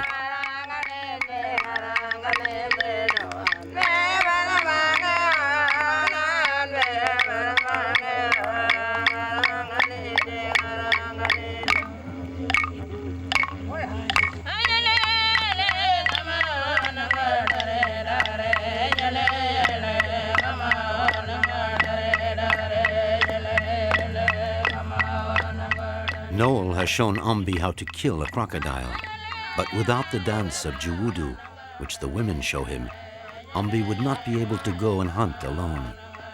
This dance has the power to bewitch the crocodile's spirit.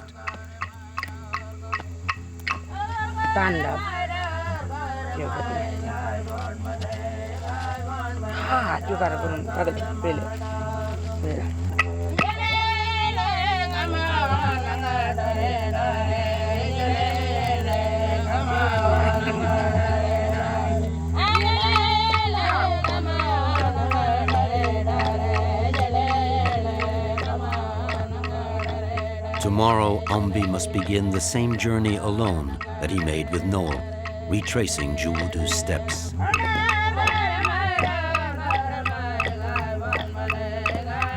Killing a crocodile is his final test. It will fulfill his dream and make him one of the initiated.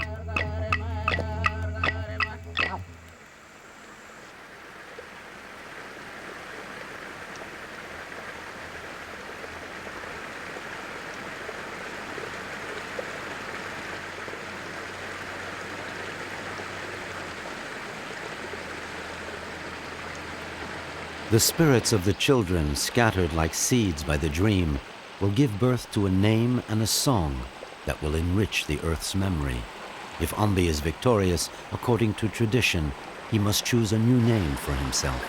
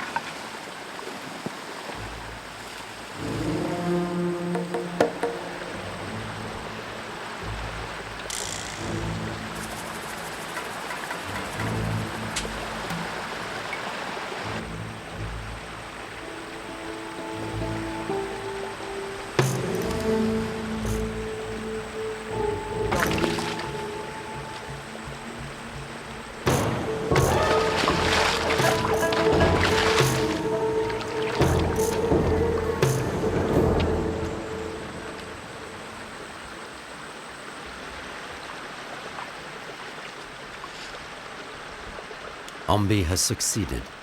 He has shown that he can contribute to the life of the universe by using his unique gift, doing combat with the crocodile to save all other animals.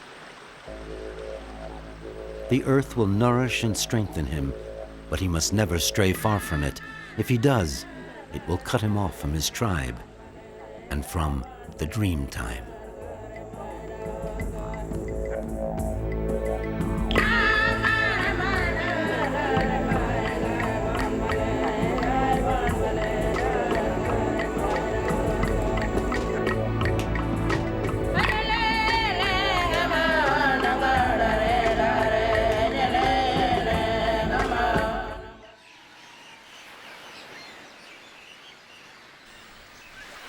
In the Societe Archipelago, on the island of Huahine, bonito fishing is a man's affair.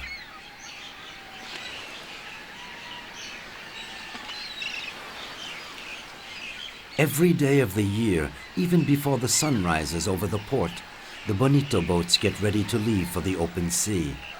Over the past few decades, these Polynesian boats have replaced the pirogue.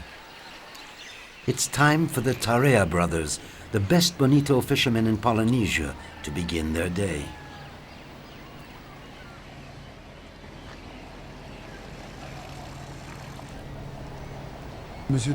My name is Henri Teiura, but everyone calls me Blanc Blanc, the fisherman.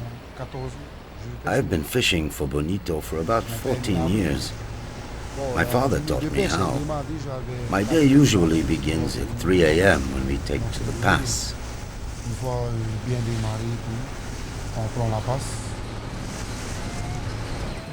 Legend has it that in the beginning, two brothers, Rory and Ratea, the island's guardians and protectors, were transformed by Rua Hatu, god of the sea, into bonitos.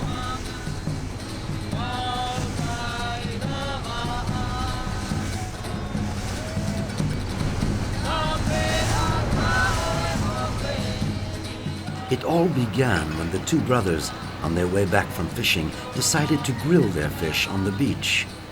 The fire, however, grew greedy and claimed other offerings. The brothers, in turn, jumped in, but in vain. As a last resort, they prayed to the god of the sky and the clouds, and suddenly it began to rain. The fire went out, and the rain carried the brothers' ashes to the sea, where, in contact with the water, they were changed into bonitos.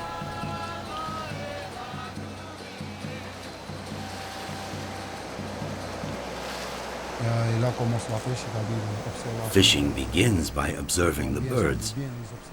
You watch them carefully to determine in which direction they'll go and their way of flying. When we see gannets, we're 80% sure that they're heading for a school of bonito. When they beat their wings quickly or when they skim the water and don't turn around, it means they're heading for a school of bonito or tuna.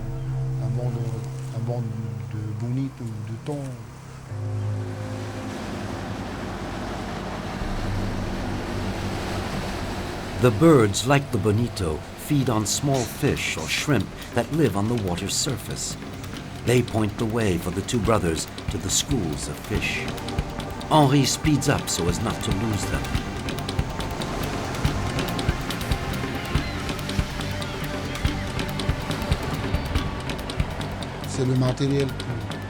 This is the equipment we often use for bonito fishing. It's traditional and typically Polynesian.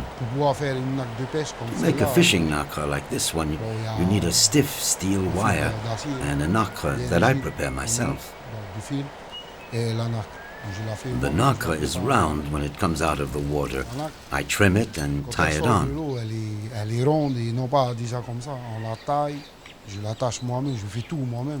When we throw it into the water to fish for bonito, it wriggles. The nacre has to move a lot under the water to attract the bonito. And how well it works depends on the color and on what you put on the outside. Some use black, others white. It depends on the fisherman.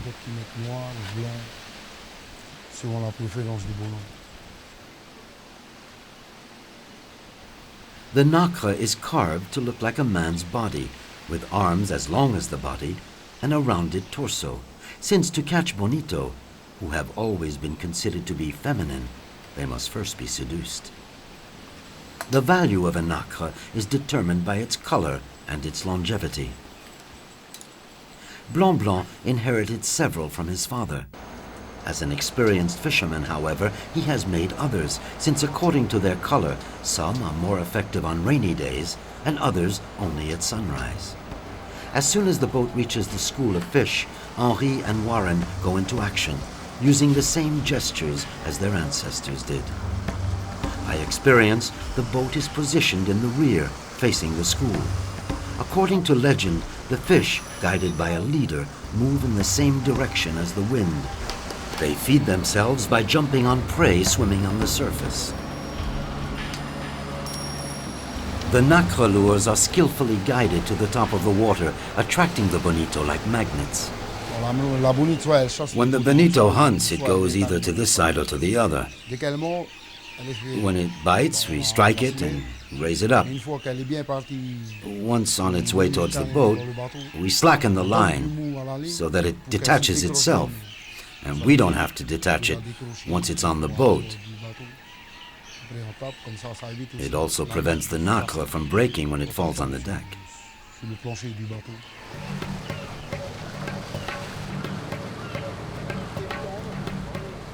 Tika Pana Pana is an extremely physical kind of fishing, which consists of striking and then quickly removing the fish from the water. These fish only stay on the surface long enough to eat, and so you have to be very fast. Tradition requires one to fish for bonito standing up as a sign of virility and elegance. The fish are rare, and the initial morning gestures not very precise. The bonito have just dived down. Blanc Blanc takes advantage of this moment to adapt his pole and his nacre to the situation, since the light has now changed.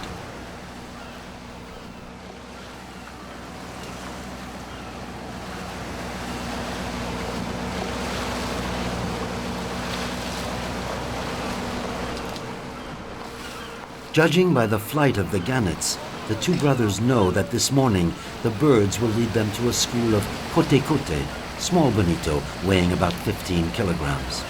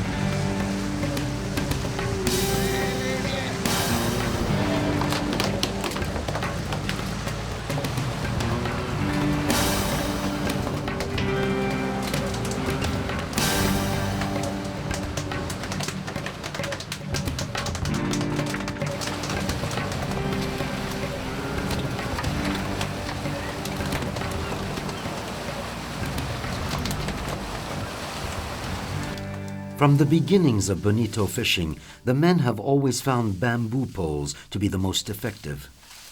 They come from the steep valleys of the island and grow on the edge of old volcanoes.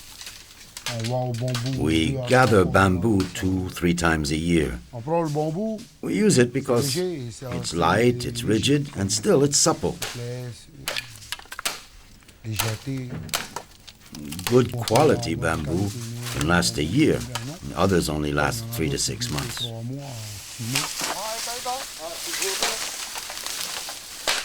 To make good bonito poles, the bamboo should not be too yellow or too green. They should be at least 5 centimeters in diameter and 5 to 8 meters long. It's hard work, In addition to the mosquitoes, the steep slopes make it difficult to get a firm grip.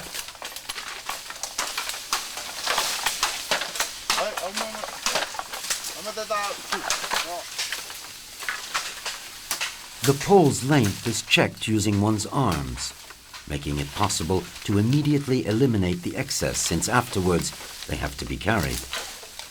The fatter the bonito, the shorter the poles. 5-meter poles are therefore ideal for catching pana, bonito weighing about 30 kilograms.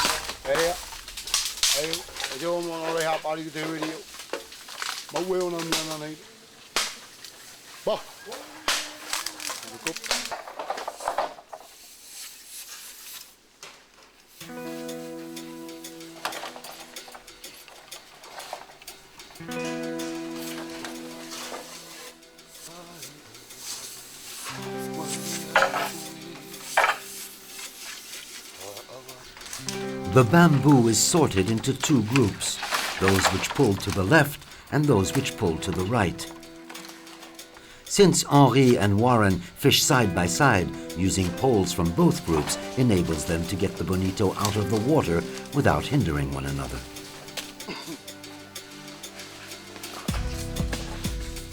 The 2 brothers leave the forest, each with 50 kilograms of bamboo on his shoulders.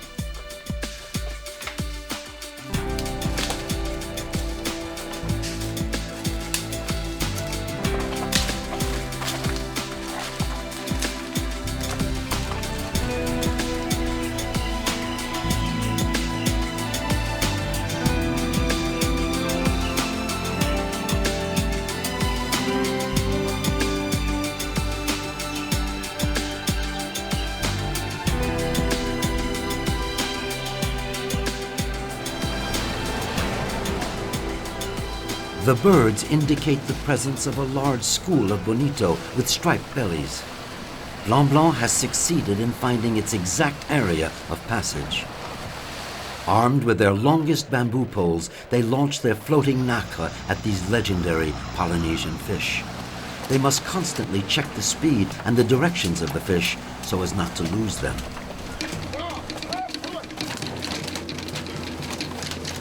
In less than half an hour, they can catch 100 or so.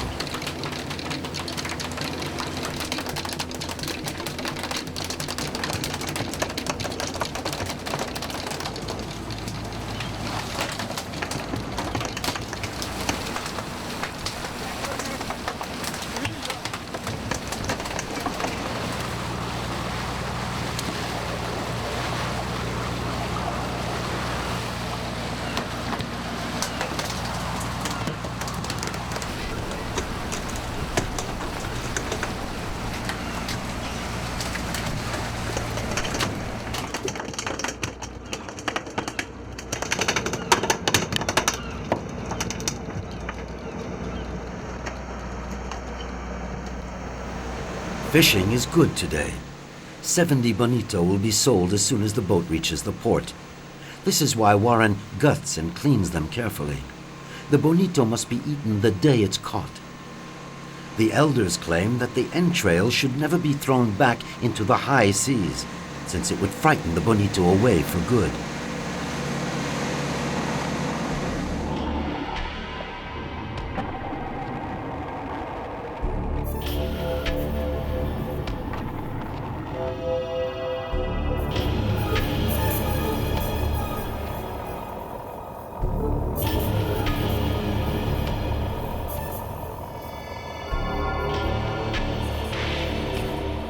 Dozens of skatefish await the return of the bonito boats.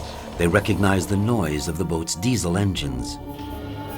As soon as the innards are thrown overboard, the skate jump on them like dogs after a hunt, creating a stunning ballet.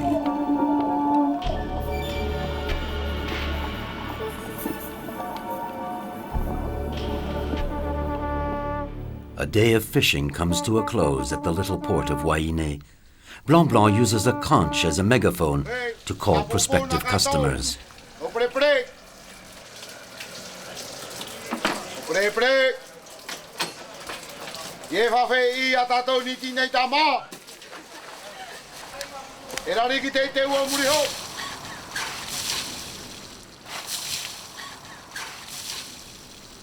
Meanwhile, Warren cleans the new poles with a machete to remove all the splinters and rough spots which could cause injury during tomorrow's fishing.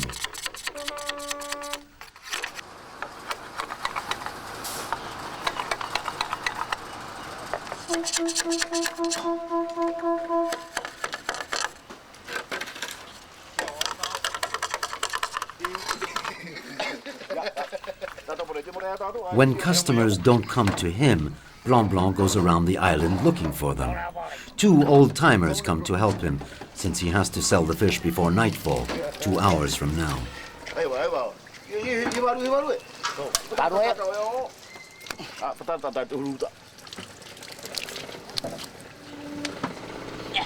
Like rural food delivery trucks in Western countries, they scour the entire island, announcing their arrival with the conch, a Polynesian shellfish which is becoming extinct.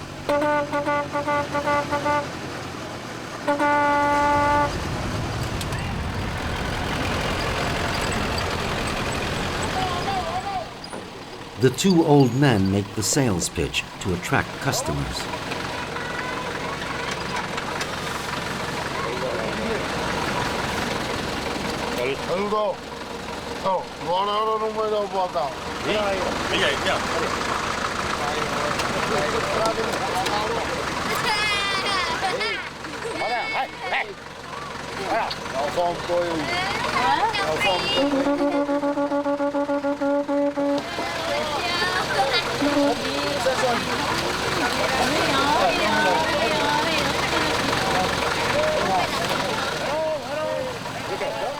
The bonito has been the basis of Polynesian cuisine for centuries.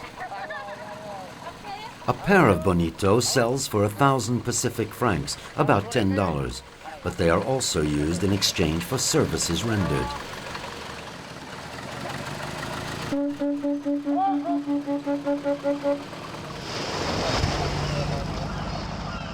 This time, the birds guide the fishermen to a school of large bonito, the Pana, which weigh about 30 kilograms.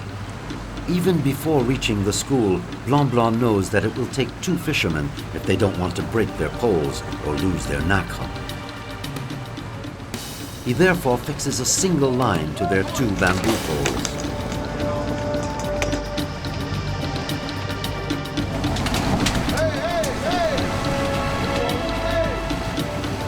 Their movements must be perfectly synchronized. If not, they will lose the fish or their nacre. In less than 2 hours, in the heart of a school and with movements precise to the millimeter, Blanc Blanc and his brother can take more than a ton of fish out of the water.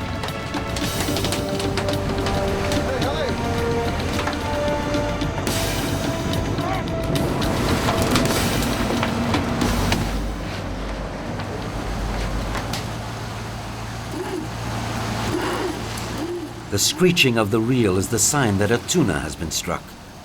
Blanc Blanc is a true jack-of-all-trades and constantly goes from steering the boat to fishing with the tiller to his right and the accelerator behind him.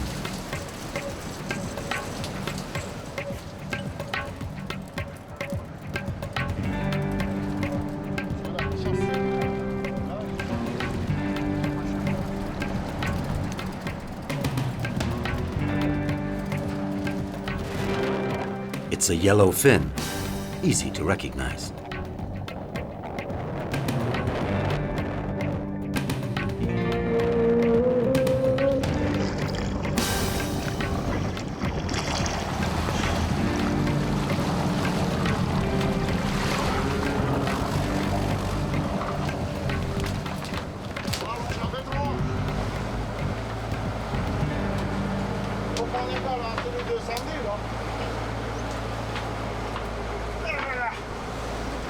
The nacre lures are replaced by plastic squid.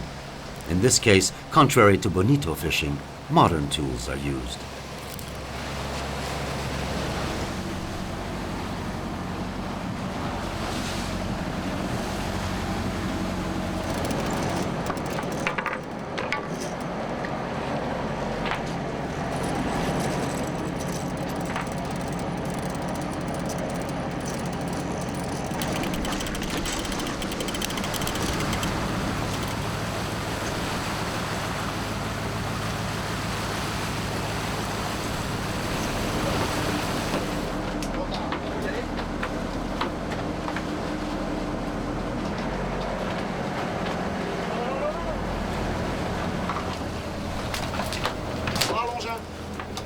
The importance of tradition is less present in tuna fishing, although for the two brothers, tuna is a gift from heaven, since they know that the Chinese who run the local supermarket will give them a good price for their catch.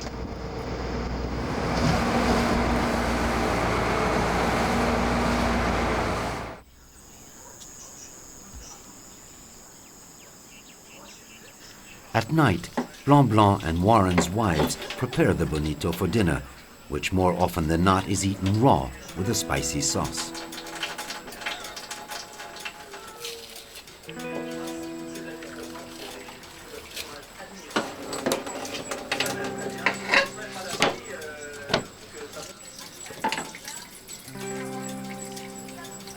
Originally from the island of Fa and bonito fishermen for generations, Henri and Warren came to Huahine to get married.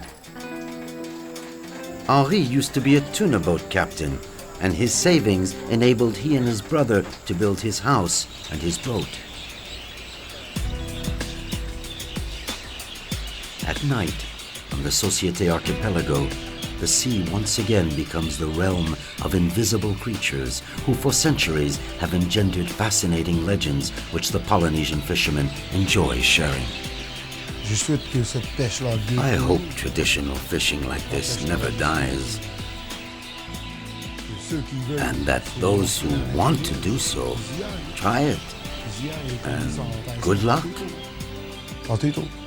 Or as we say in Tahitian, Fatutu.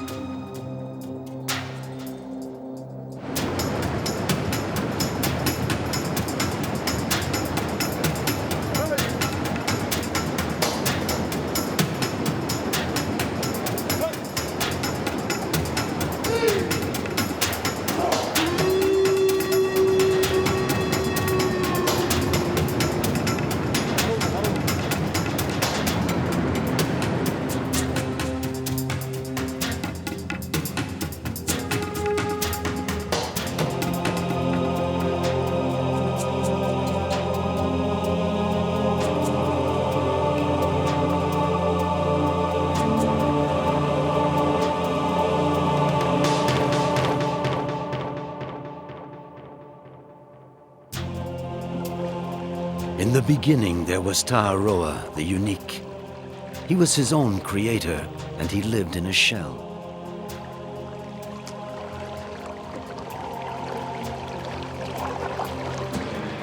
One day he became bored, broke the shell, and slipped outside it. Everything was dark and silent. He was alone. And so he created the world. He called the first island Bora Bora. At that time, men and animals lived in perfect harmony and shared everything in the lagoon, air, water, and space.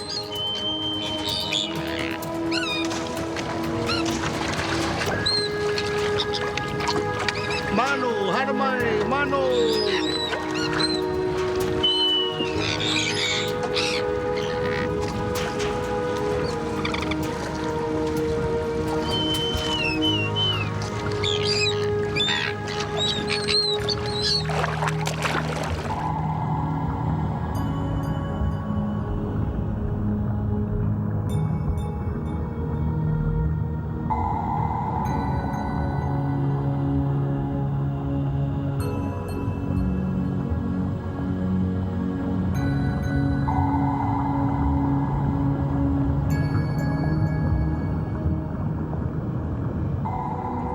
Teiura had a beautiful blue shark that he adored. The shark would swim alongside men, carrying children on his back. One day, however, The men were warned to treat him with mistrust. Suddenly, the shark became an evil, harmful creature. Two courageous brothers decided to confront him. They succeeded in running him through with their spear and thought they had killed him. Suddenly, Teiura appeared, seized his shark, raised him out of the water, and carried him up to the stars. He restored life to his beloved animal.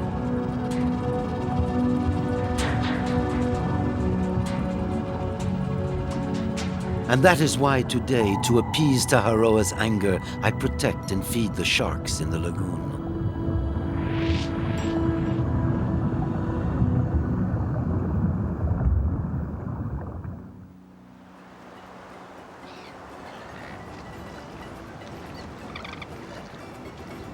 When the men first arrived, rising out of the sea aboard large pirogues, they settled on the motu, the little islands that separate the coral reef from the main island. This is where I live, on the To'opua motu.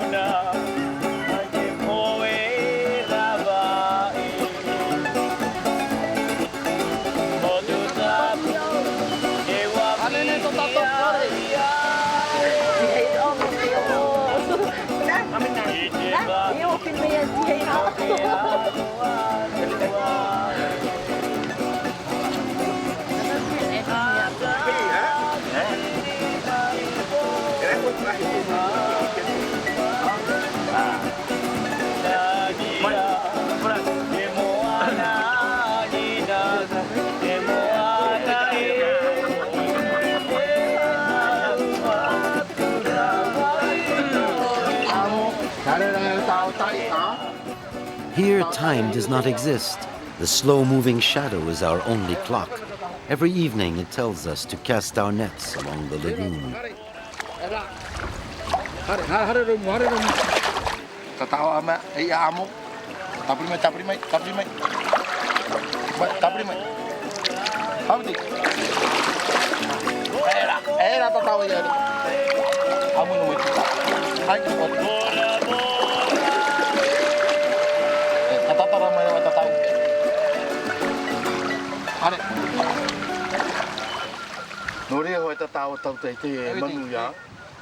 I wonder why there are no fish. It's strange, isn't it?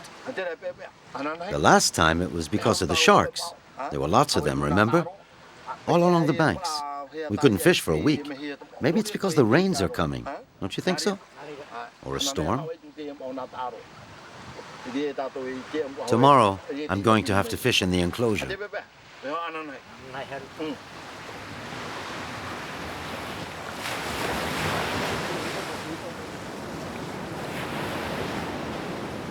The enclosure is a trap. At high tide, the fish swim in and can't get out. There are only 3 left in Bora Bora. The first time I fished here was with my father. The fish enclosure is inherited, passed down from generation to generation.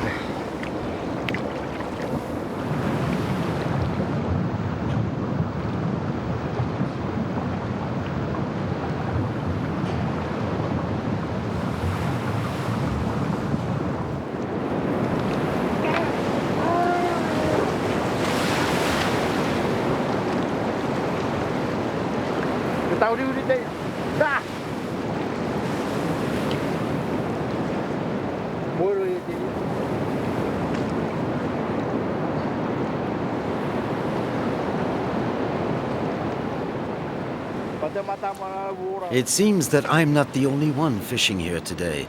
There must be another parrot fish lover in the area. Half of this one's back has been torn off.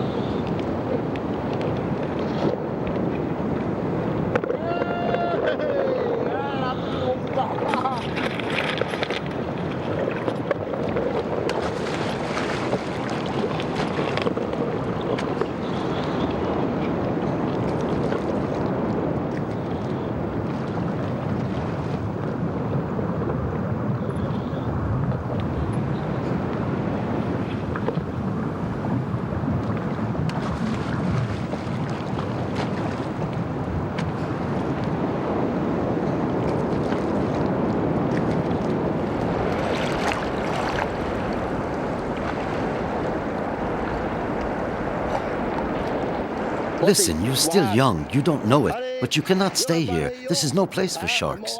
This enclosure is for man, and the fish that come here are ours. I don't mind sharing the fish in the lagoon with you, but not here. You must respect my space, and so I'm asking you to leave and stay with your own kind.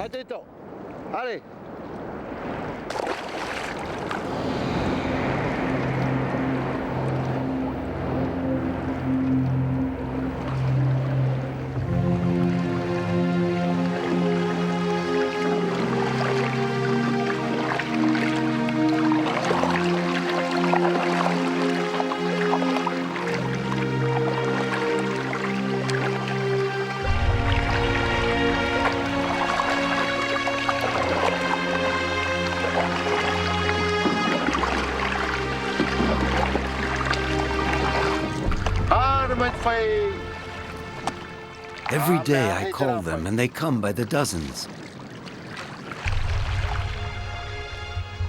They know that before I go back, I share my catch with them. The sea gives me many fish, and it's only natural that some of these fish return to the sea.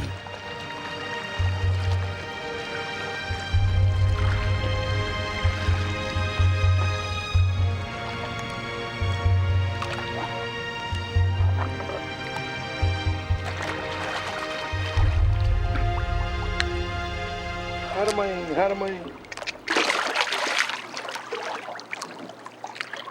Warar hai fai harenia. Oh.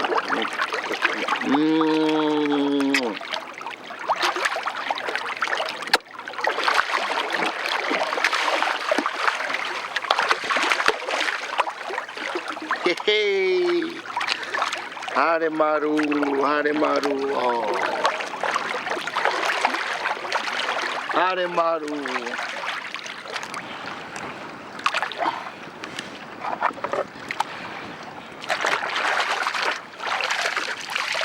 Ray or skatefish are sharks.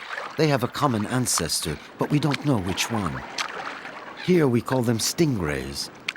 Nobody can go near them because their tongues contain poison.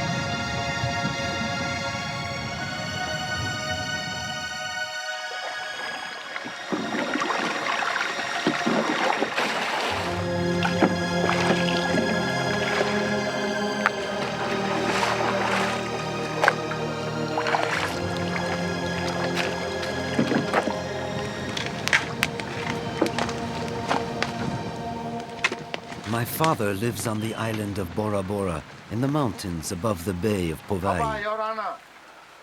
It's me, Father. Look, I've brought you lots of fish. Red mullet, parrotfish. Hang them up there. I'll eat them tomorrow.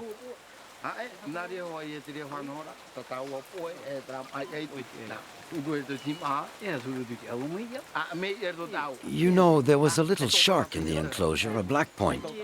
I caught him and set him free, but not before he ate a little. Look. Listen, Teiura sends us the first rains and the sharks are very hungry. It's a message. It must be answered. You must go and talk to the great sharks in the lagoon.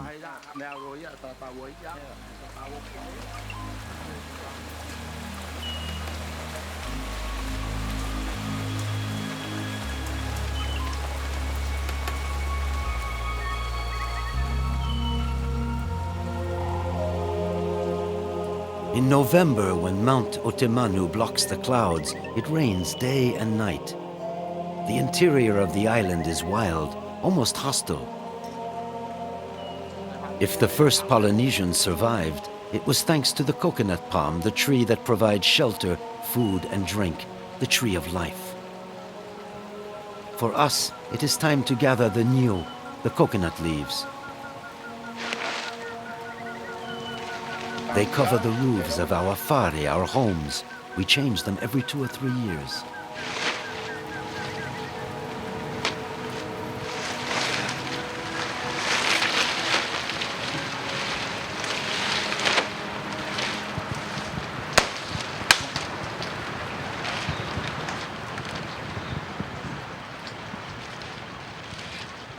I tie the niu with strips of purau, or tree bark, which we use as rope.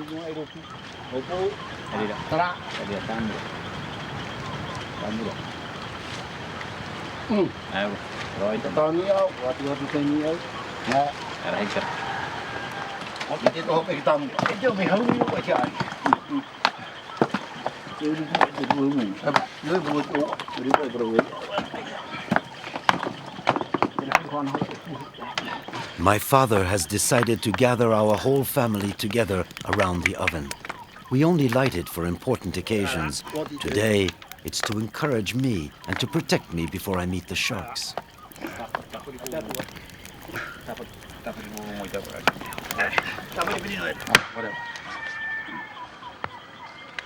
While we wait for the wood to burn and for the volcanic rocks to heat up, we prepare the food. We surround the fish with banana leaves.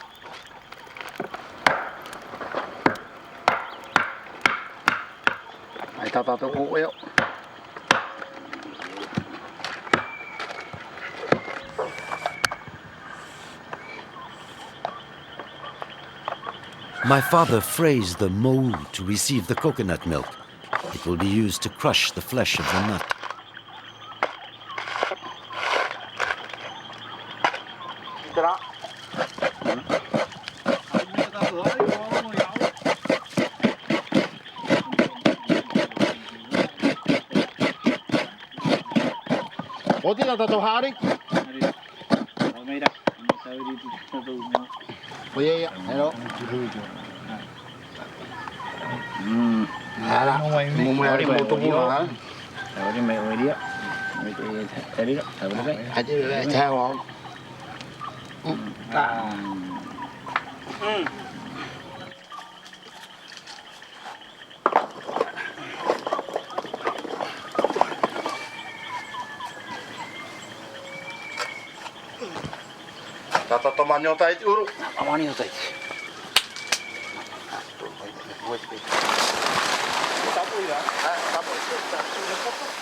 Finally, the oven is covered with banana leaves. The food has to be braised for 4 hours.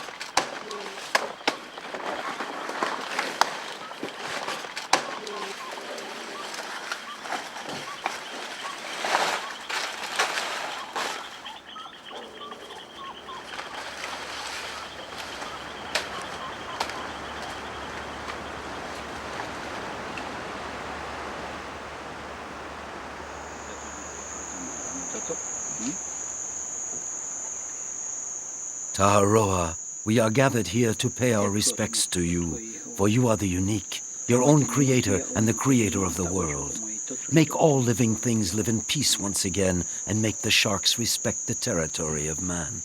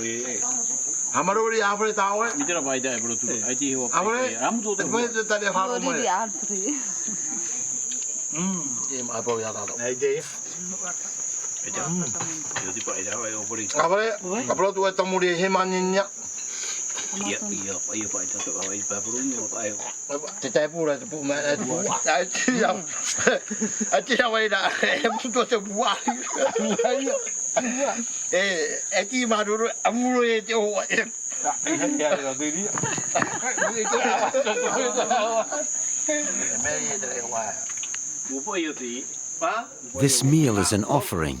It gives me the courage to capture the great Maori, the shark of the lagoon.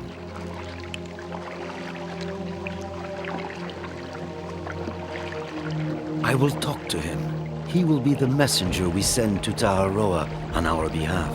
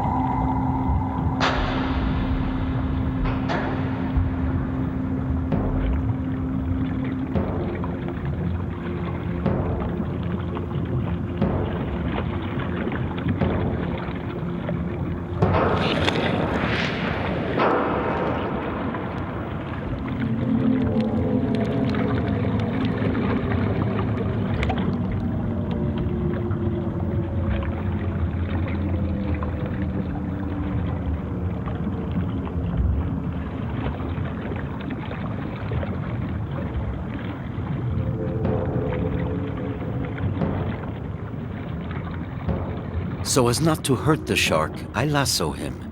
When he takes the bait, the rope tightens and the knot closes around him.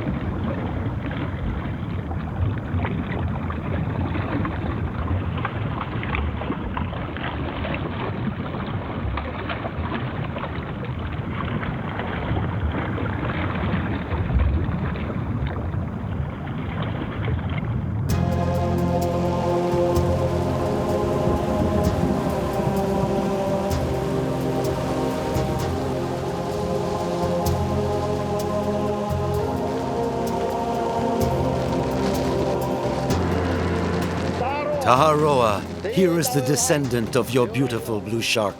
I have captured him, but I do not want to kill him. I return him to you to seal the alliance between us, your children.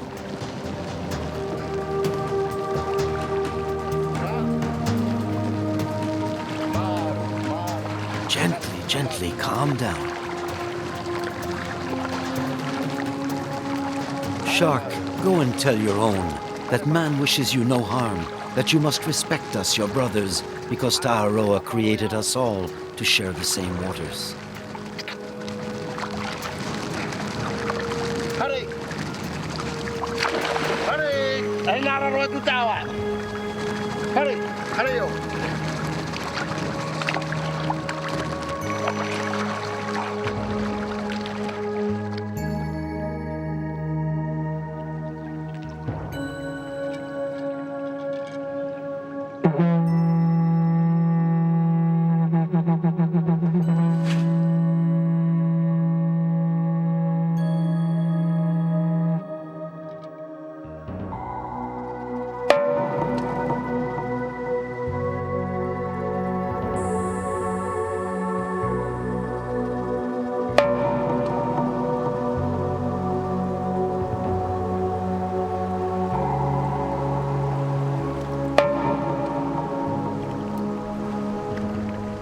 The mountain resounds. Taharoa answers man. Fisherman and shark can once again live in peace on the island of Bora Bora.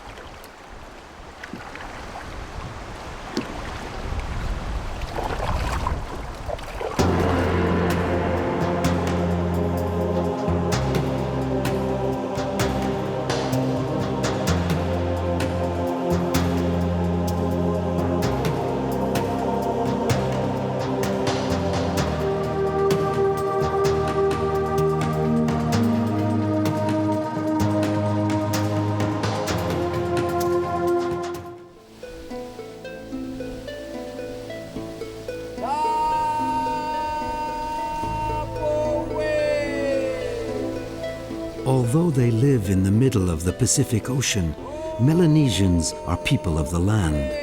They live in the interior of the islands and are essentially farmers. The men of Futuna Island, however, have adapted themselves to dry land.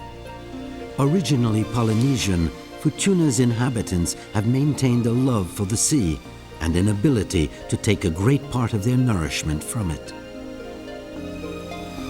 In 1774, Captain Cook gave the archipelago its name, the New Hebrides.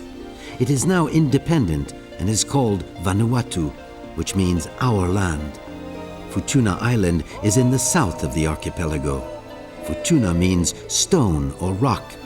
It's small and sparsely inhabited, with 200 people spread out over 5 villages. The island of Futuna was created by the union of a god and a winged woman. Afterwards, a number of spirits lived here. Some became mountains, others stones, and still others rivers. Then men came here to live, and among them was a hero, a half-god called Hashishiki.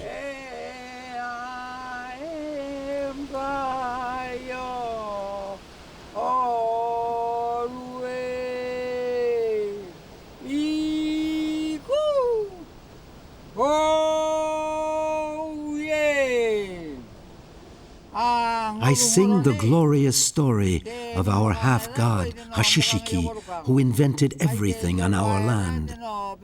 Hashishiki wanted to catch flying fish. At first, he tried to spear them, but they were too fast, because the gods had given these fish the ability to fly.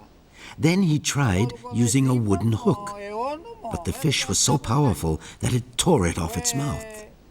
Hashishiki then decided to use a net, but the fish was so clever that they jumped out of it. The hero thought hard and made a torch which was able to imprison the day around it. Then he left for the sea. He saw that all the fish hovered around him, flying in a circle, diving, jumping above him, and Hashishiki was able to catch a great many.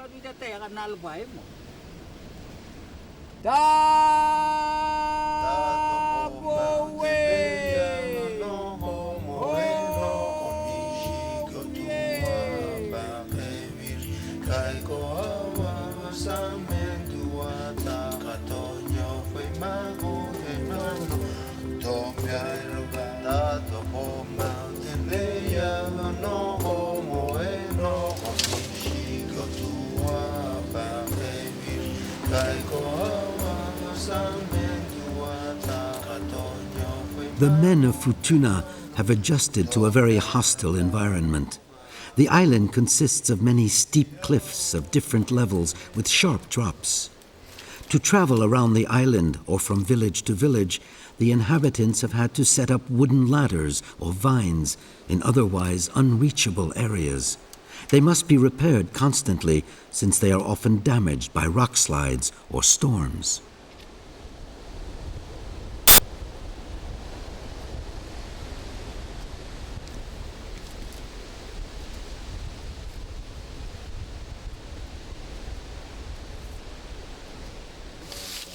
Roland lives in the village of Harold Bay. His son Ronaldo is now old enough to learn the ways of his people, traditions created for survival on the island. They concern fishing, farming, and building houses.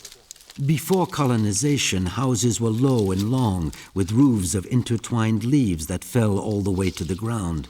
They were solid and resisted hurricanes well.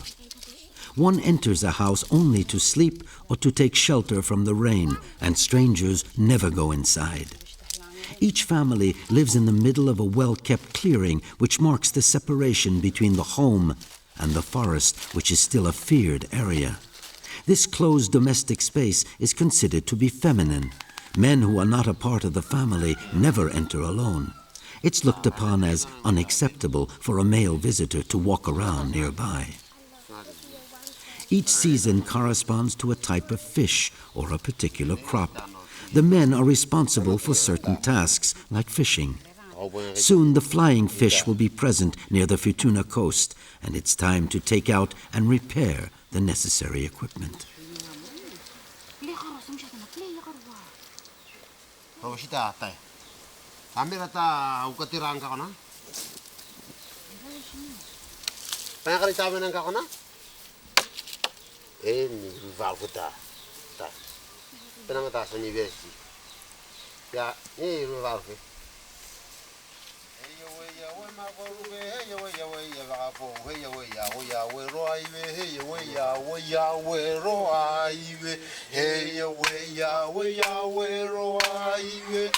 According to island tradition, the pig is more than just a source of food. A legend says that originally pigs were precious stones. They were found on rowboats drifting on the ocean. When these pirogues touched land, the precious stones were transformed into pigs. Pigs are raised primarily for sacrifices. Their upper canine teeth are pulled out so that their lower teeth grow bigger and form a circle. These circles of teeth are then considered to be sacred objects used to honor the gods.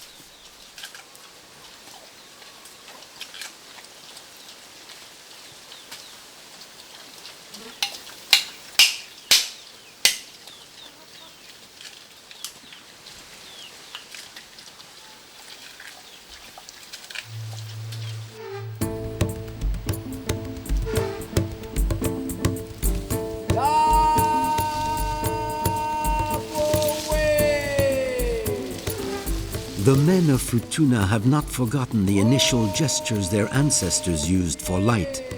They still make torches in the traditional manner, which enabled Hashishiki, the half-god, to imprison the day. The 3-meter-long torch is made of dried coconut palm leaves. It is kept together with plant strips, carefully tied at regular intervals.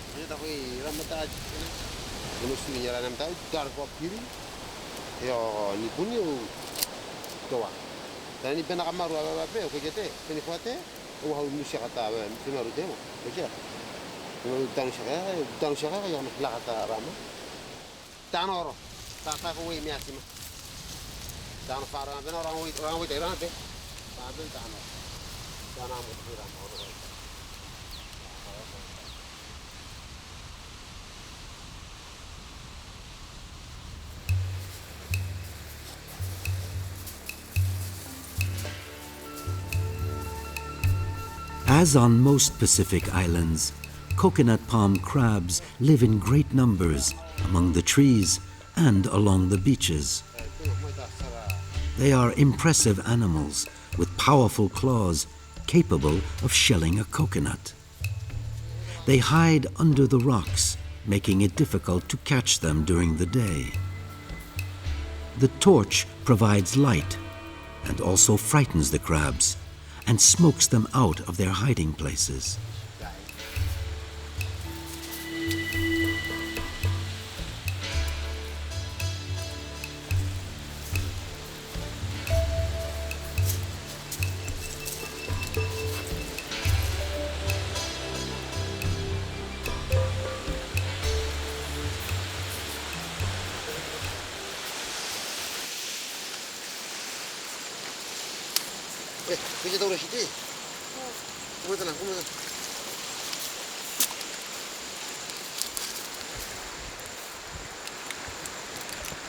Once a crab is caught, it has to be immobilized. One must be careful, since even though the animal is very slow, it is capable of breaking a finger with its claws. With one hand, Roland immobilizes the crab by turning it onto its back. With the other, he renders it harmless by tying the claws up with a thin vine.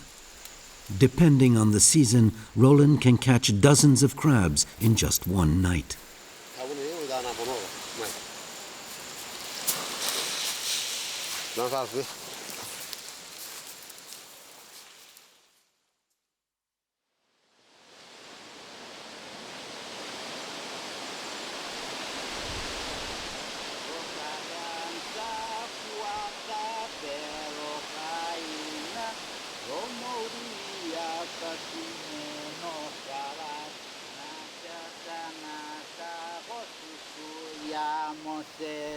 Contrary to other Melanesians, Futuna inhabitants remain very attached to the sea.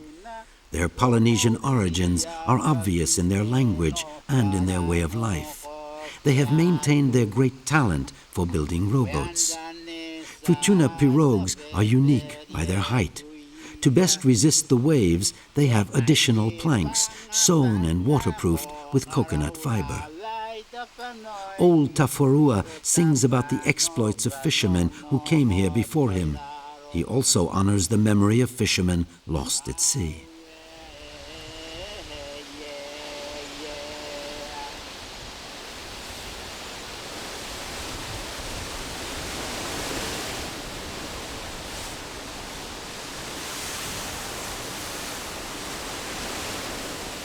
Intent on catching flying fish, Roland comes to inspect sea conditions.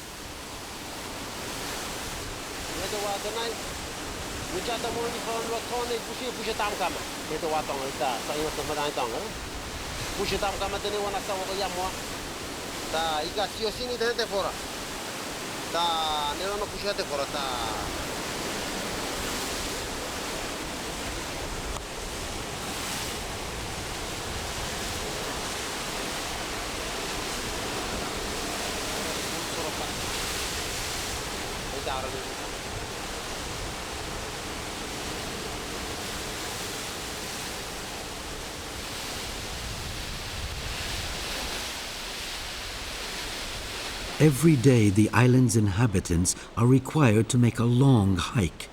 They must climb from the shore to an altitude of more than 600 meters. On top of the big cliff is the island's garden, where the taros grow.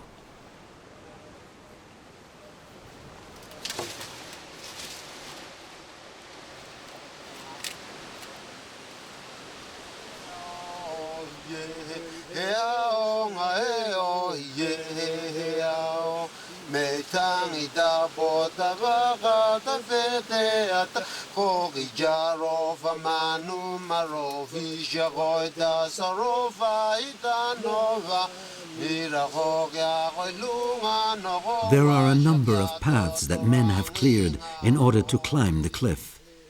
Sometimes a tree falls across the path, or a piece of the cliff crumbles.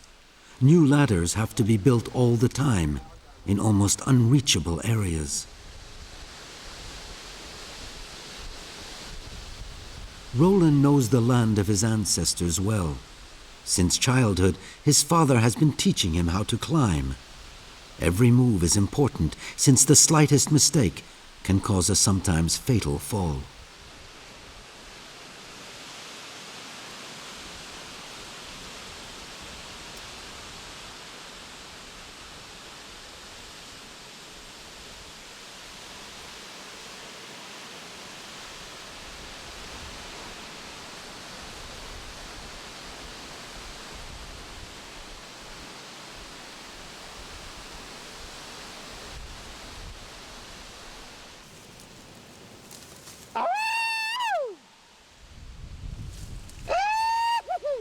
The islanders have always respected this land.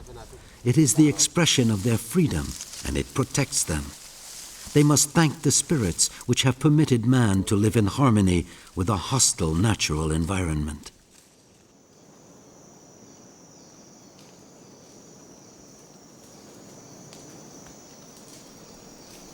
To the people of Futuna, the forest is an enchanted place. Like all of the archipelago's islands, there is a highly developed belief in a supernatural world. Every path is inhabited by troublesome spirits. There are tamats, which are the souls of dead ancestors. There are vuis, bodiless spirits which were never human.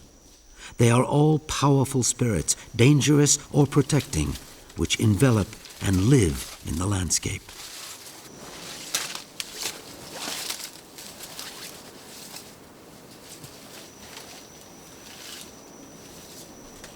Sometimes these spirits take the form of a rock.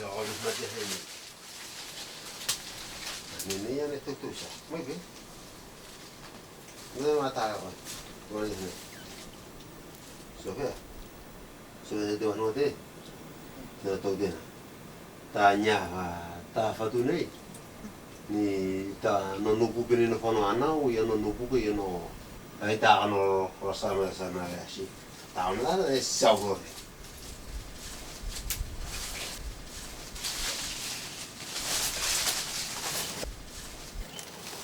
mata ha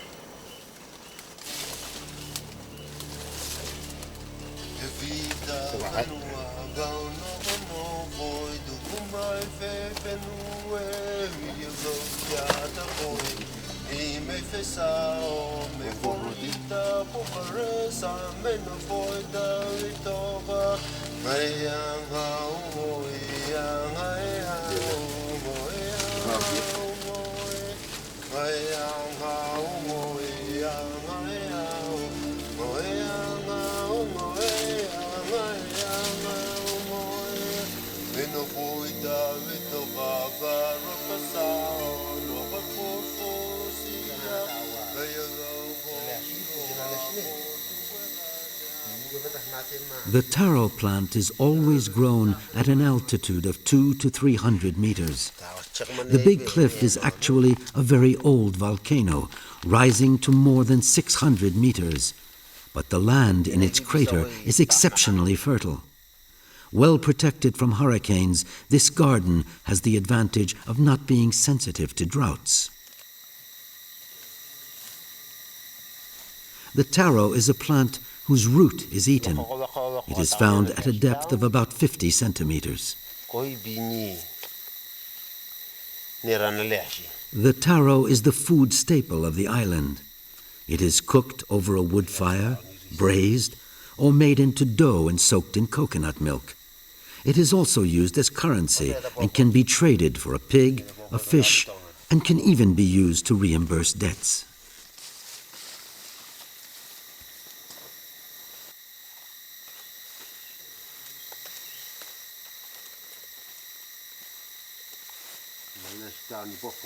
Crops are grown and harvested all year long. It's not difficult, almost natural, requiring very little work. The farmer, however, must replace each plant immediately in order to assure a continuing harvest.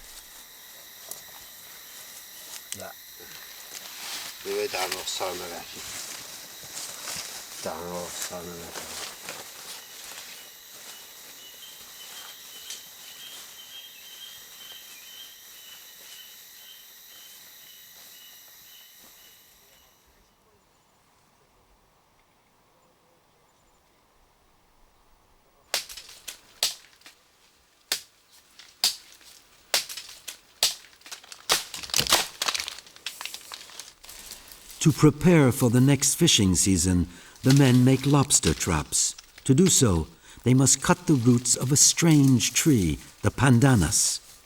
One part of its root appears to be airborne, going from the branch to the ground a few meters below.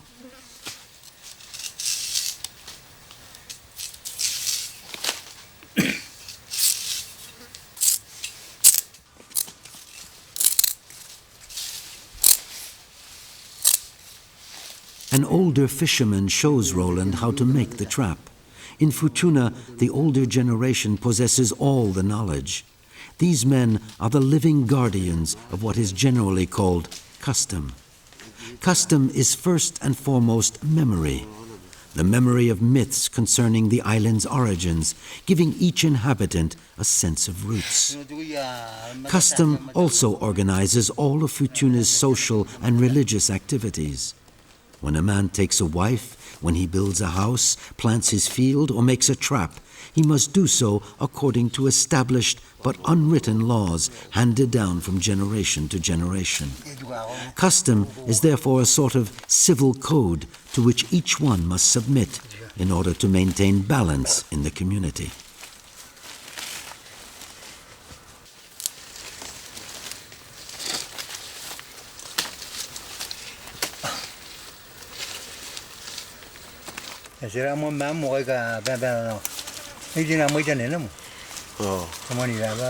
The weaving of traps is widespread throughout the Pacific. The hard interior part of the pandanus root is woven in the form of a cage. The entrance is a sort of funnel, and once the animal is inside, it cannot get out again.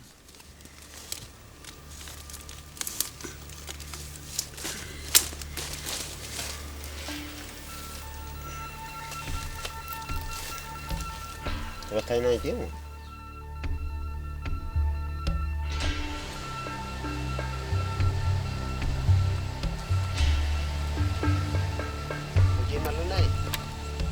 In the past, to catch flying fish, the men had to sail off with a number of palm leaf torches.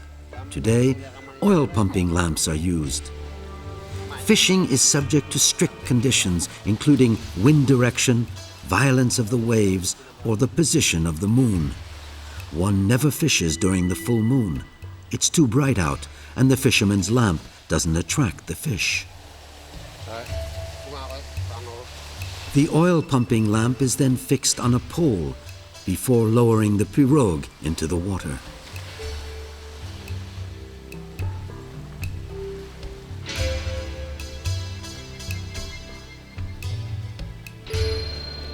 Schools of flying fish, attracted by the light, remain at a certain depth under the boat. Only when the numerous sharks begin chasing the fish do they appear on the surface as they try to escape. Roland has to catch them before they're devoured.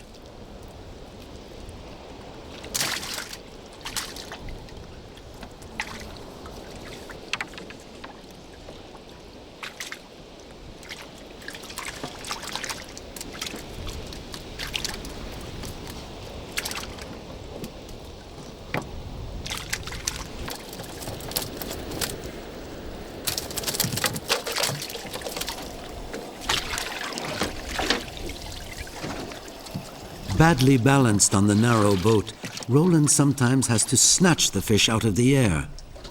It's a game requiring speed, agility, and patience. At times, Roland has been able to catch more than 100 in just a few hours, but the fish are always moving and can suddenly disappear.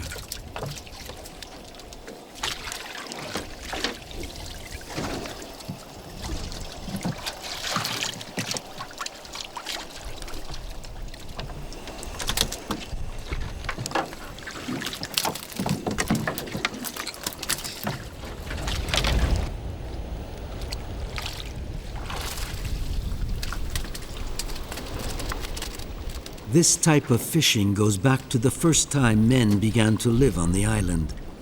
Like Roland, they were able to take new resources out of the sea and constantly explore the land to see what it had to offer.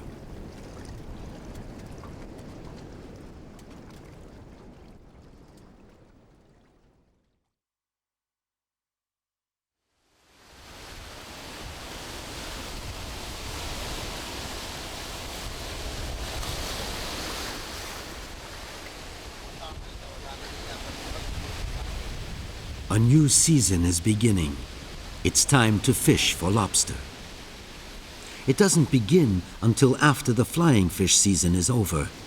There is no official law requiring the respect and preservation of natural resources. It is all regulated by custom. For generations, men here have realized that a hostile environment can still provide what is most precious.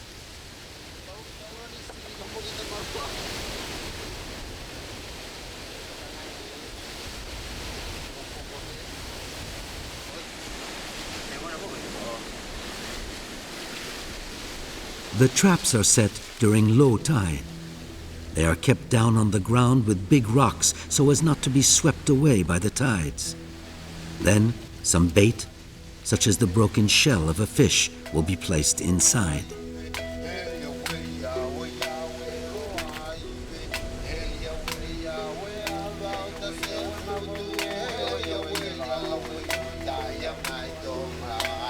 All one need do now is wait for the good spirits of the sea to do their work.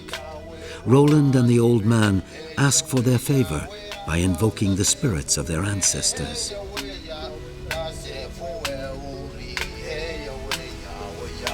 Such is life on the land of the Big Rock, where man, the forest, the sea, and the gods are and always have been integral elements of nature.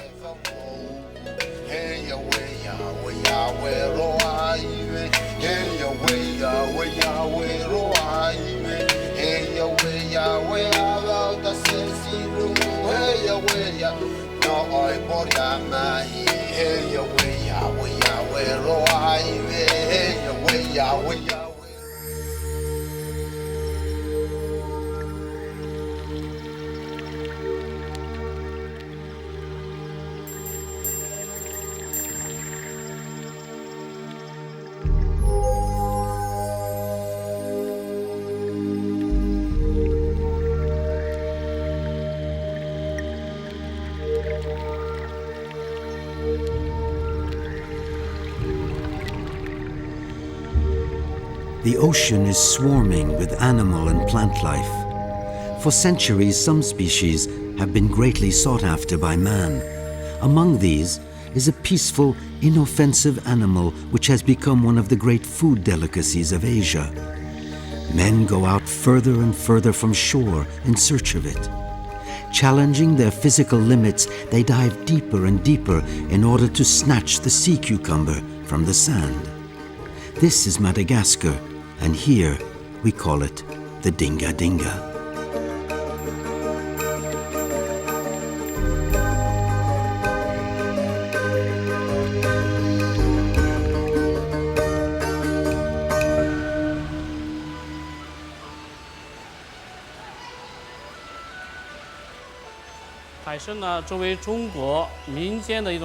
The sea cucumber is one of the finest gourmet dishes in China.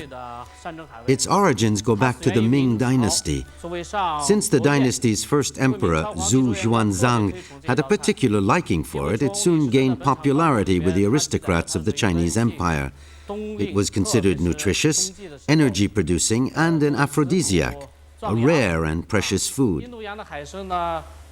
The cucumbers we have here often come from the sea around Korea, the southern part of the Pacific, but also from the Indian Ocean.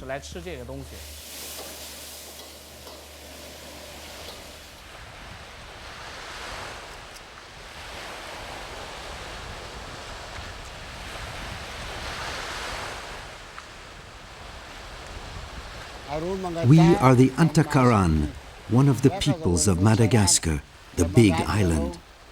Although we live near the water, Antakaran means from the rocky land, since we used to live inland.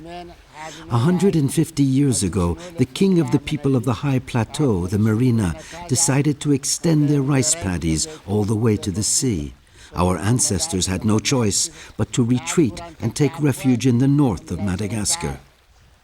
Our clan settled in the Mitsio archipelago. The land is poor and dry, and growing things is difficult, and so we, the people of the land, became a people of the sea.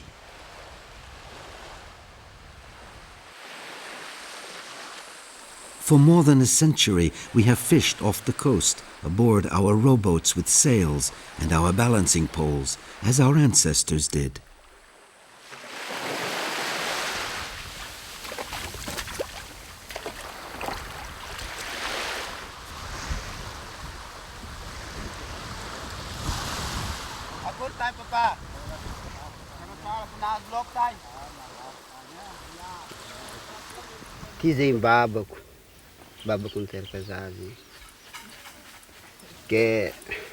In the village, they call me Ahmad the Diver. This is my father, Ahmad the Tall. My father is a traditional fisherman. A few years ago, some men came to our island to strike a bargain with us. If we brought them Dinga Dinga, they would give us lots of money. I had to ask the advice of the village medium. Diving is dangerous, and my father was frightened for me. The medium consulted our ancestors. In exchange for their protection, at the end of each fishing season, my father must sacrifice an animal. And so I became a Dinga Dinga fisherman.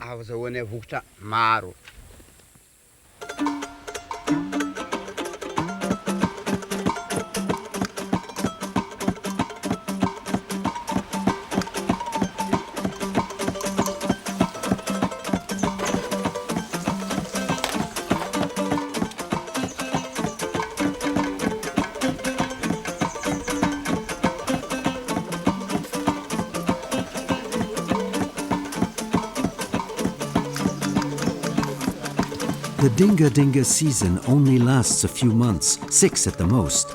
We must take advantage of this dry season, since as soon as the winds shift, we won't be able to go out to sea because of the strength of the countercurrents, the storms, and the hurricanes.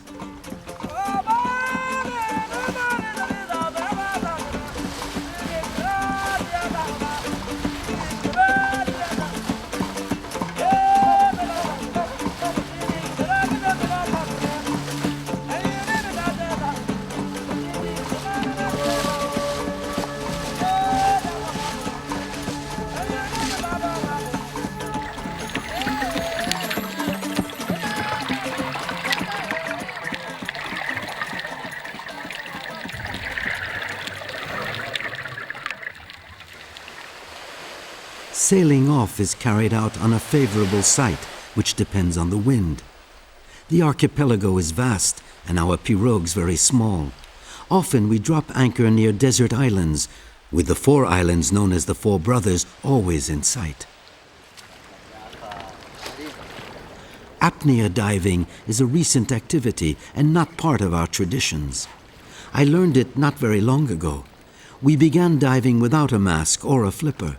Now we are able to dive much deeper than in the past.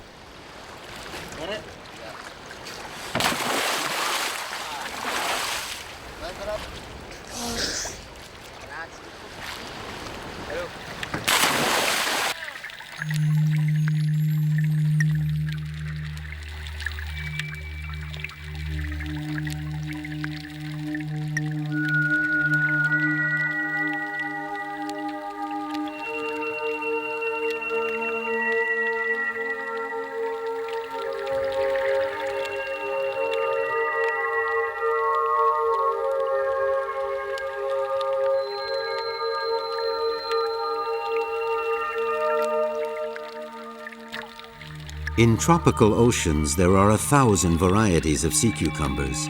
Some live hidden under the sand or in the deep openings of the coral reef. It's an animal that ingests the water and sand in order to digest microorganisms.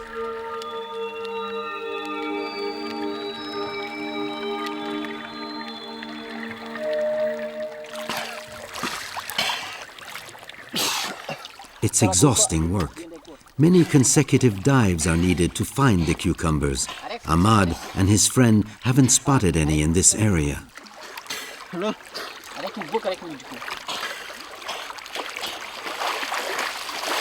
Very often, members of the same species are found in the same spot, on some sand or sediment. Sea cucumbers, or holothuries, don't move very much. Those observed in aquariums have been known not to move for up to 2 years. But the animal's stationary nature doesn't make catching it any easier. You have to go very deep down to find it. Apart from man, it has no predator.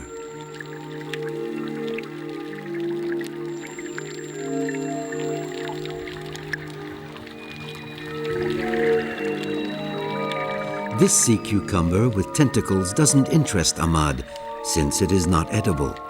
Of the thousands of varieties in the world, only a few dozen are interesting to merchants.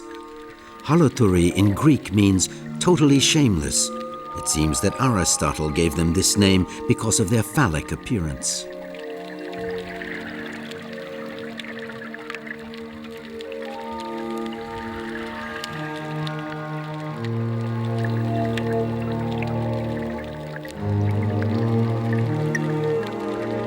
In the tropical waters of the Indian Ocean, the variety of corals, sponges, fish, and shells provides one of the most beautiful spectacles in the world. The oceans which bathe the Big Island are a crossroads of currents and reefs containing life rich in surprising shapes.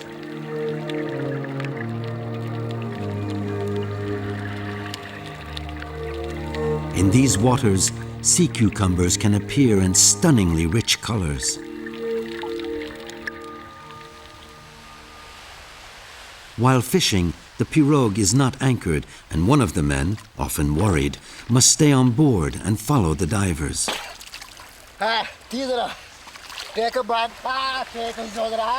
The area is teeming with cucumbers. On more than one occasion, Ahmad has gathered over 100 in one day.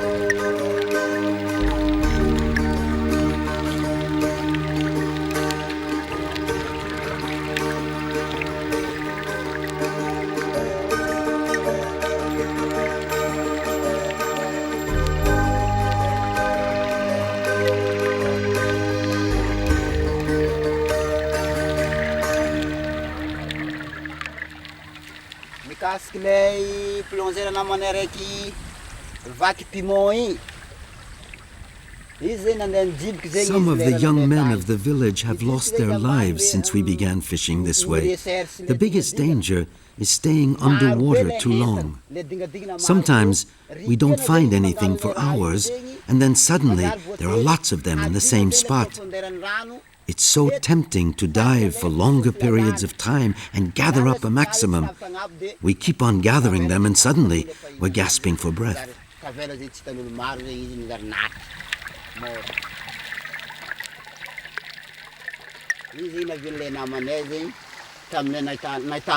I almost died too. After looking for a long time, I found a place with lots of sea cucumbers. I began to gather them up, and the more I gathered, the more I wanted. I had 6 or 7 in my arms, but I was underwater too long. As I came up, I needed more air, and things began to look cloudy. I was lucky because I wasn't too far from the surface, and my friend helped me out of the water. Others, however, never came back. We mustn't overestimate our ability. We've learned the techniques of hunting and fishing from our parents, but apnea is something we began using only 10 years ago. There's another danger on the reefs. One of my friends went fishing with his father. At the end of the day, they hadn't caught anything. He dived under the pirogue because he saw lots of cucumbers. He gathered them and came back up. Then he went down a second time. He had no idea there would be any danger, and he was cut in half by a shark that bit him around the waist. Here in the Mozambique Canal, there are many black points, white points, as well as hammer sharks and tiger sharks, even though it's not very deep. Usually the sharks are fearful. They watch us from a distance. Sometimes, however, one of them suddenly appears from out of the blue and attacks, and there's no way of escaping it.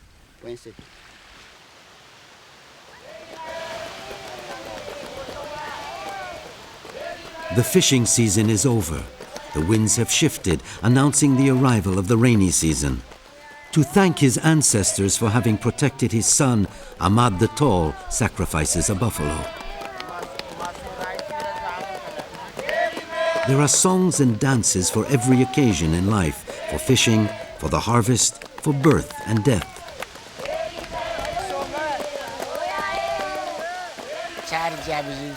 Most sacrifices and prayers take place at a sacred site, so as to be closer to the gods and to our ancestors. The medium pours honey and rum on the ground, invoking our ancestors, who we pray will protect us from the anger of the gods.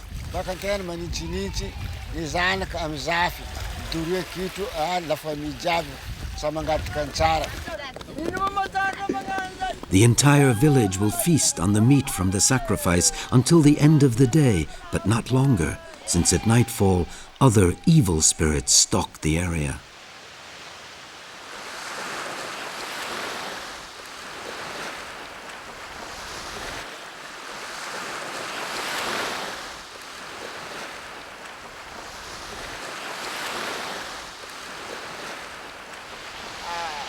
The last fish to be caught have to be prepared before the merchant comes. They must be transformed into trepang. This Malayan word stands for the cucumbers when they are boiled and then dried and smoked. Once gathered, the cucumbers are opened and emptied of their digestive and respiratory systems. All that remains are tubular muscles and flesh, which are boiled to remove the salt.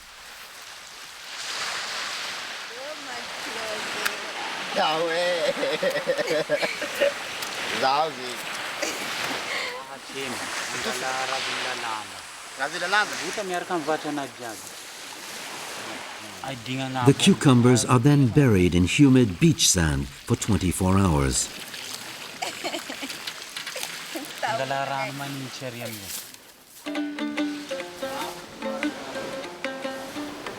The fishermen prefer to spend the entire night near their precious merchandise.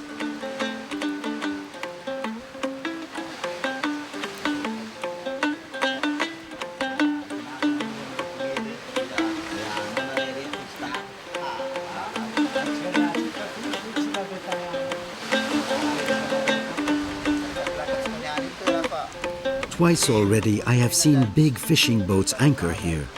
They came from off the coast of the reef at the end of the day. There were 10 divers on board. They dived very often and for a long time and came back up with big sacks full. The next day, when they left, there were no cucumbers for kilometers around. If these boats come back too often, they will empty the sea of cucumbers.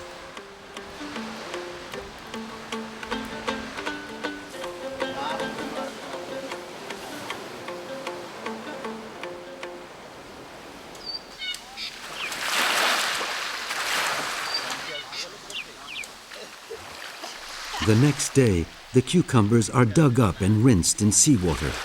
Preparing the trepang is very important.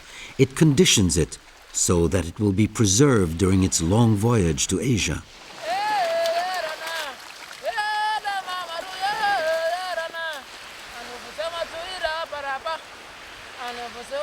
The cucumbers are cooked for more than an hour, then dried in the sun for several days to remove all humidity.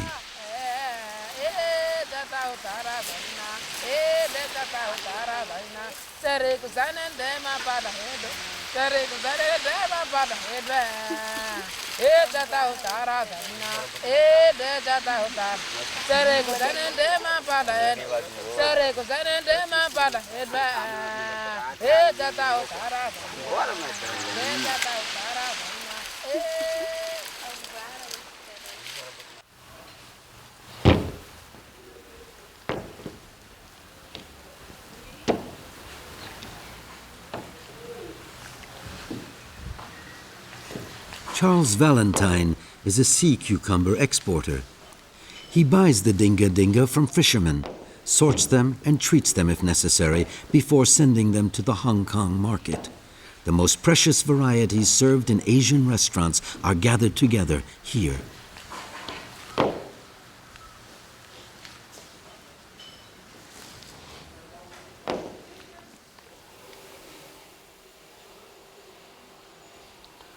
As you can see, the girls here are grading.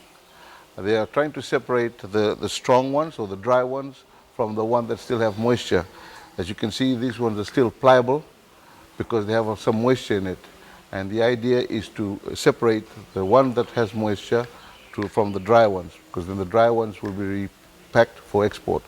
The girls are now, what they're doing here is grading out the different species. And as you can see, there's mixed species there, and there's some big ones, some small ones of different species. So here we have a good example of one species, what we call surf red. This particular species is found on the reefs where you get the breakers or big waves breaking onto the reef. These species are known as amber fish.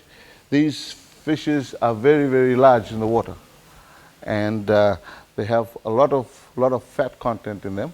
When I say fat content, they got a lot of meat in them, and to process them is not very easy because they deteriorate very quickly.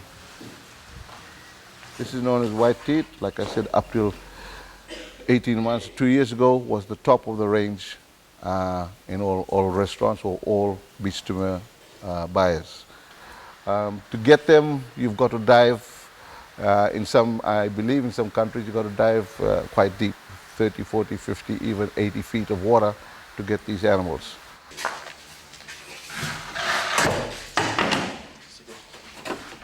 Since they are paid by weight, the fishermen don't dry their cucumbers completely, thus making them heavier. A second drying is therefore necessary to obtain a cucumber ready for export.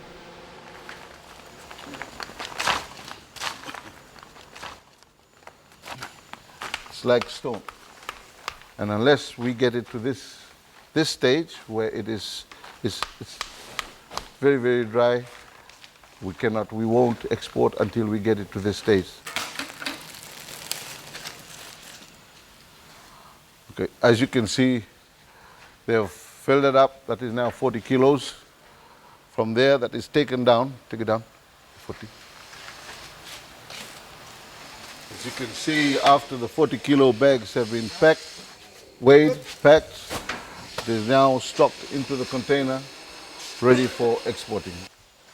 That these bags are now ready for the destined to go to Hong Kong for the Hong Kong market, and then send it out to other countries, go on to China.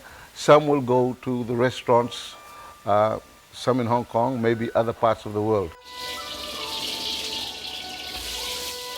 Today, the chef is preparing a traditional recipe from the coastal province of Shandong, sea cucumber with chives. Before cooking it, the cucumber is soaked for a week to bring back its original shape and texture. Then it is cut into strips and fried. According to some, its high protein content, which can reach 50 to 60%, makes it a very valuable source of nourishment. For the Chinese, the sea cucumber is considered a very precious dish, like bird's nest soup or, unfortunately, bear palm. They are served for important occasions such as New Year's banquets and weddings. In addition, traditional Chinese medicine attributes other qualities to sea cucumbers. It is said to be capable of giving women softer skin and men more virility.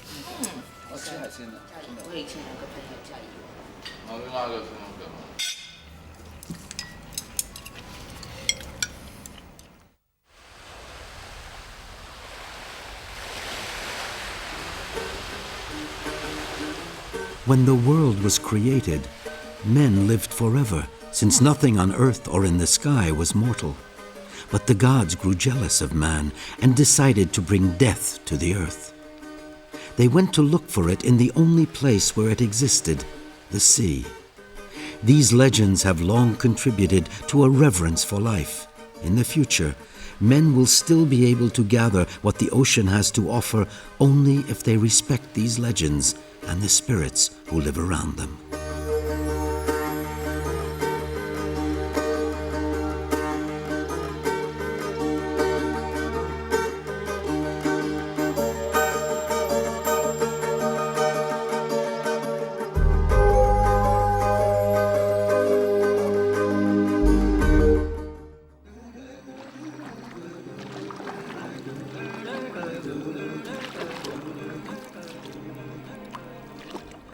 A long time ago, a young man named Fika watched the schools of needlefish jumping in the waves.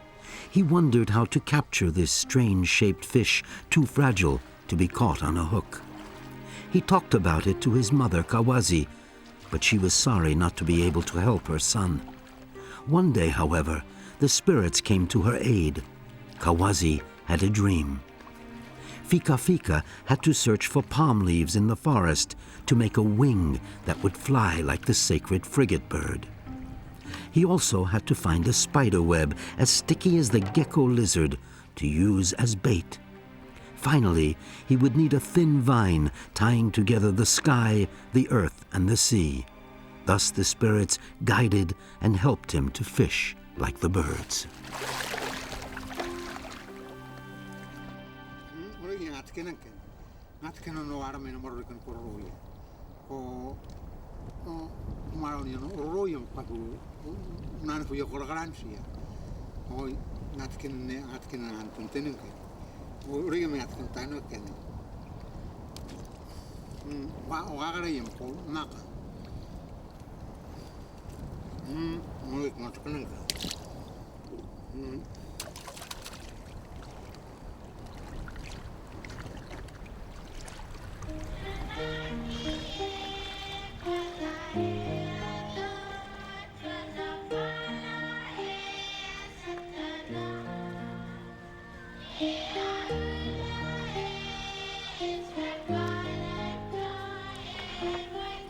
Wapo is the traditional chief of the Aikawa, the oldest tribe on the island of Santa Catalina in the south of the Solomon Archipelago. Every year in June, when the mawa, the kite wind, blows, he goes fishing in the waves of the Pacific Ocean.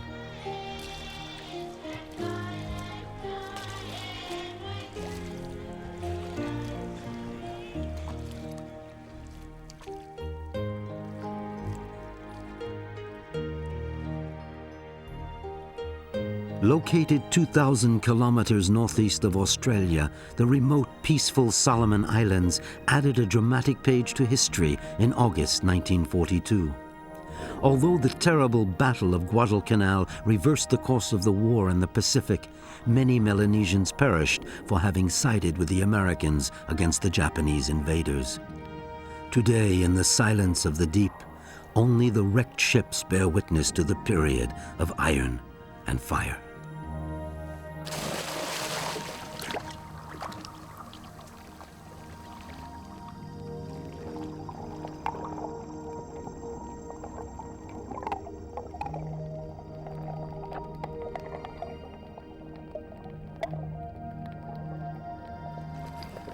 Jay is Wapo's young nephew.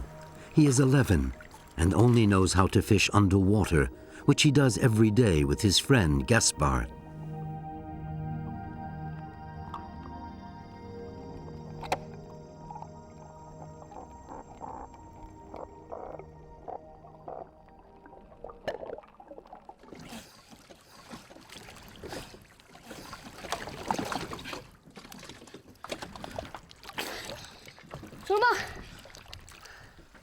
Since Jay is a descendant of Fika Fika through his mother, he has been designated according to custom to follow in Wapo's footsteps by embodying and perpetuating the legend of kite fishing.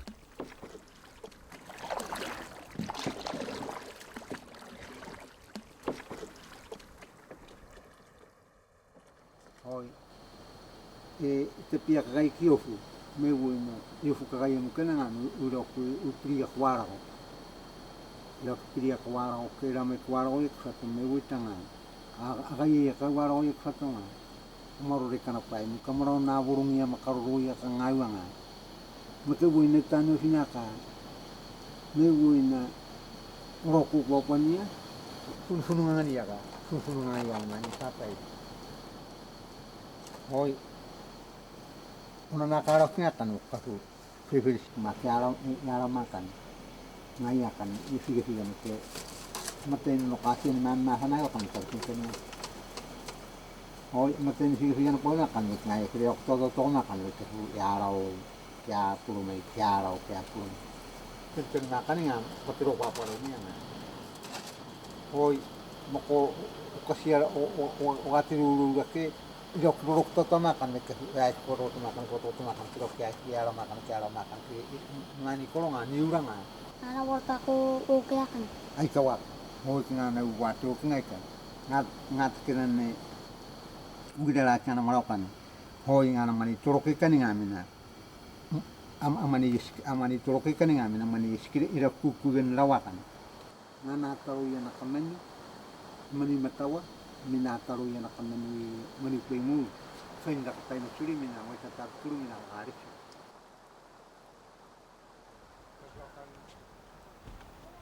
Lugaria kau kalau sama siapa ni? Lugaria kau kalau kerja. Anak we now ke alu kafu lara gani kalai na. Ay akan kunu mire na ka takana penagai, kunu mire na kwarisi, kunu mire na kasiare.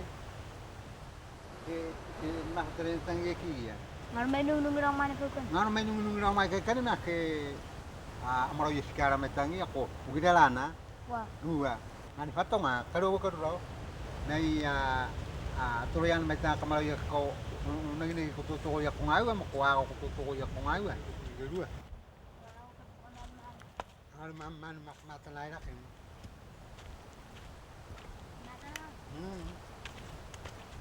Kana warung na kan. Kana warung ni mangane indah lai ra kan ni. Mana kan ko kan mai kan kana an na duit kira. Koi kore kana warung na kan kana warung na korong. Kayak warung stera kan? Dua, kana warung na kan. Boleh ya. Aku tahu kan. Nggak sana warung na korong kan. Boleh ya. Kan. Hatong ako warung na korong. Tong. Na warung itu dong. Ni mani korong kan. Warung yang mengat mai. Ngat tanu. Kan tanu kan.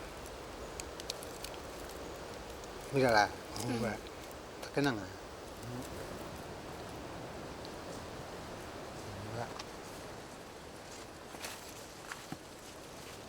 Oh, ini kan arbetian.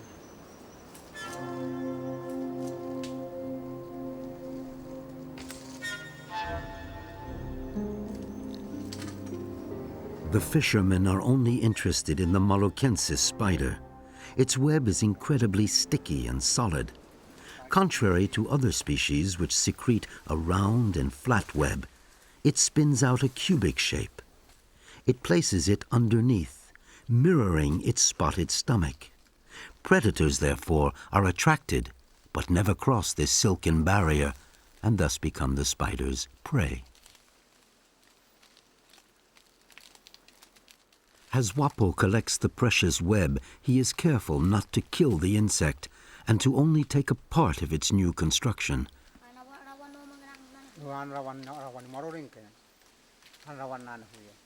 Here, the spider is a very valuable ally.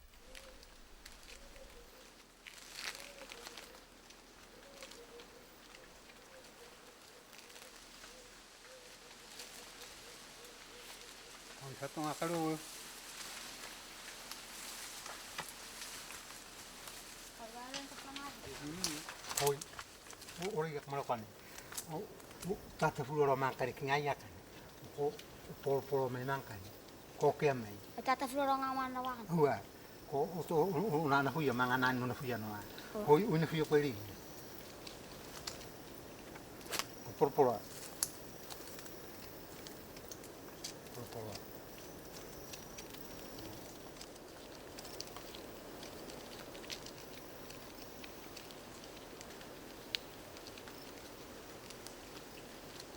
Oh, itu proportain.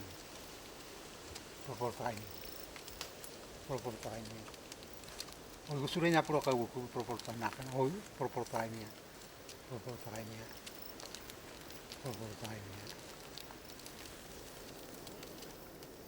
Oh, yang siapa karawakan. Fatong kan yang siapa. Makan musia. Oi. Ramsun kan kan. Koko. Oh, ngan fatong. Oh, ya putahnya.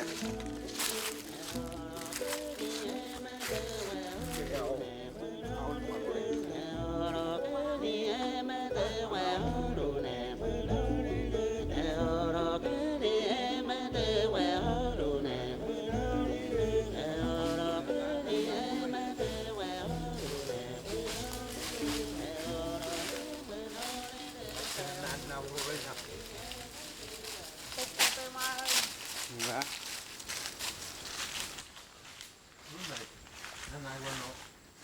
Mama ini now ni orang kan. Dua orang mereka. Nana kau kan. Dua, boleh kan? Ikan enggak? Minafanakan. Ako niya kurungan kayo, minafanig ka man, marabu man. Lang ka na fanig ka. Kartapia ka ka na. Uwa minafanig ka man, minafanig ka man. Kogi ka kung ano naluwa puro niya ka na. Tapi wat mo yung makina. Uwa tapi lang may kaya.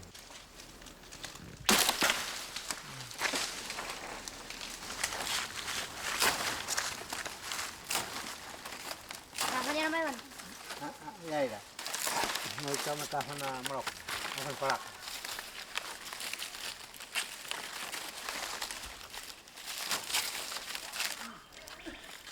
Ako ni Papa ko makaya. Iya.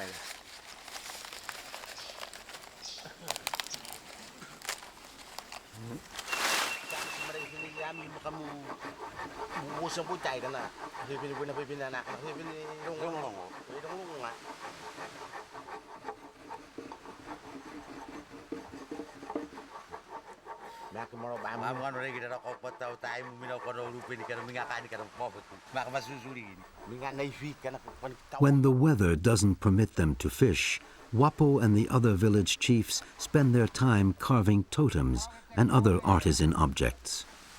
The cargo ship that makes regular stops between the islands collects the craft work and takes it to the capital, Honiara, where it is sold to tourists.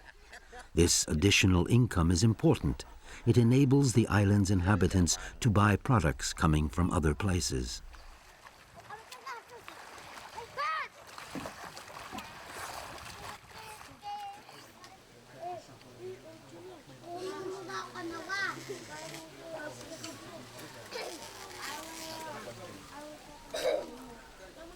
A few days later, Wapo teaches Jay how to make the bait and the kite.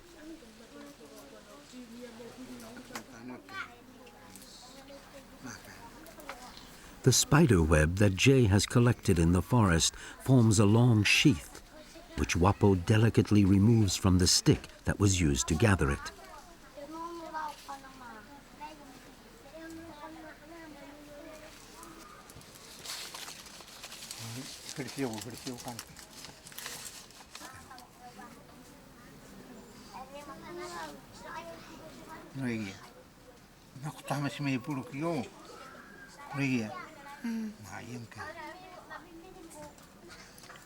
It is folded over and over to give it the appearance of a small animal, the kind that fish try to snap up.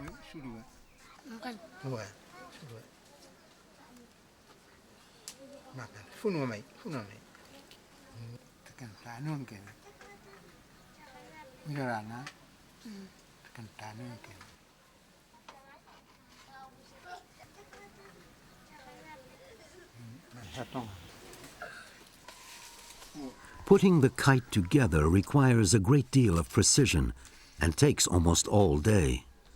The leaves, already a bit dry, are sewn together with natural thread. Then they are assembled on a frame made of 3 plant stems.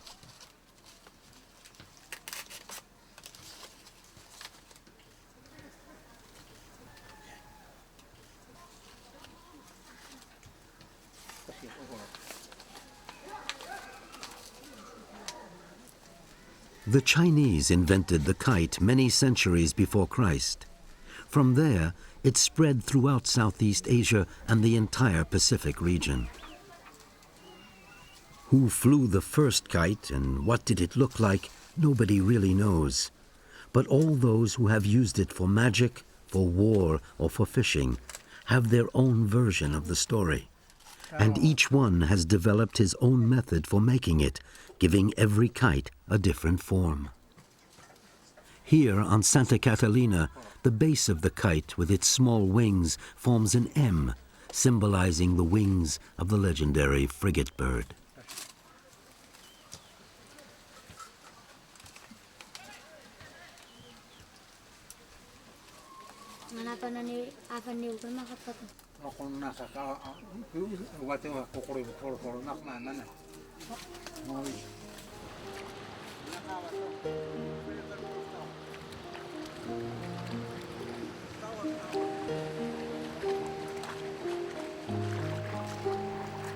The following day the weather is good, the mawa is blowing. Wapo takes Jay for his first kite fishing lesson.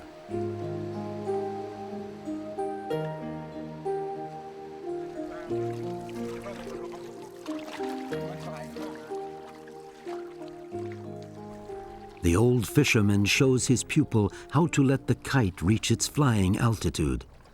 The stronger the wind, the higher it flies. At the same time, he controls the line so that the bait is carried by the kite and skims the crest of the waves. If he lets it drag in the water, the fish won't be interested.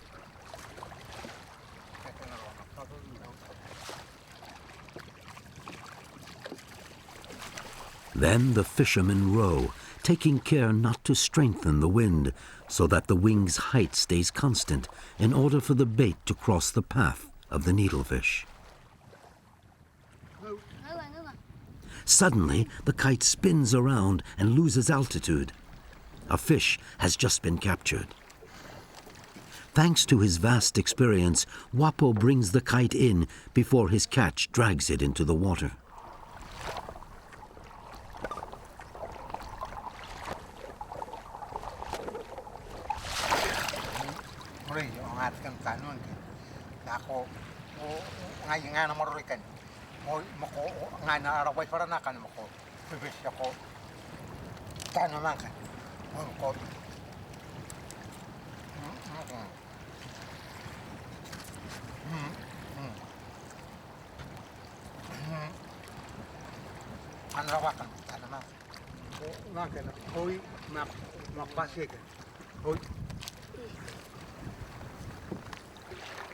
Kasih kira kita kalau kamu apa dulu mau kesini kau mana makan tanah makan mai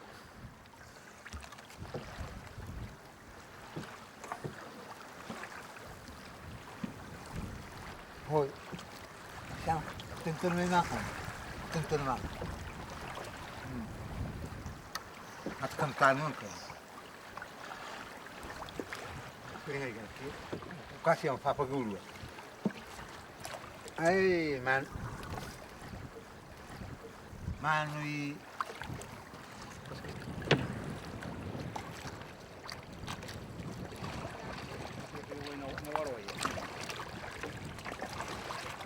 ana korong ko na kapirbe ko na baksia wa puri kama ka wak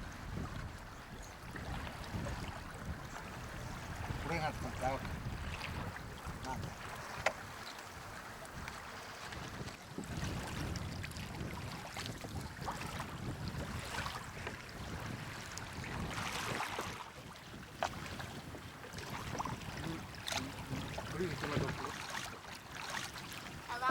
Dua.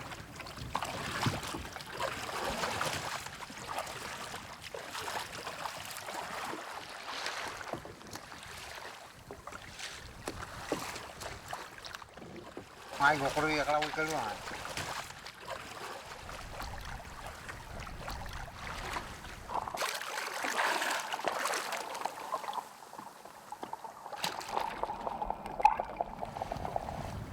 Ayo, Pak pergi mah. Dua. Ayo, ini siapa? Ini udah apa poin? Mari. Apa poin? Itu udah kita kok. Dua. Ano ini kau itu? Ini siapa? Ano ini kau? Ini kau. Konon siya wakari kaya niya konon.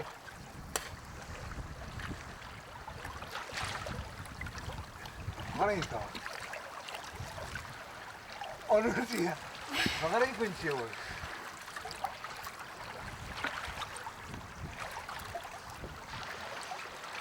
Enggak. Oh iya. Korok-korok namanya kerja ya.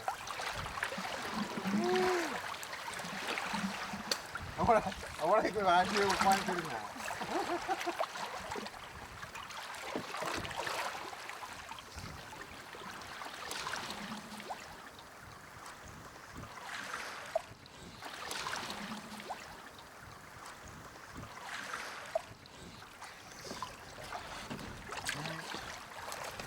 Ano kasih makan? Ini lewat kawan kerja nak. Sering aja ni. Kasih yang apa dulu. Oh, lu sih ya? Enggak. Bawa mana? Oh, apa ya?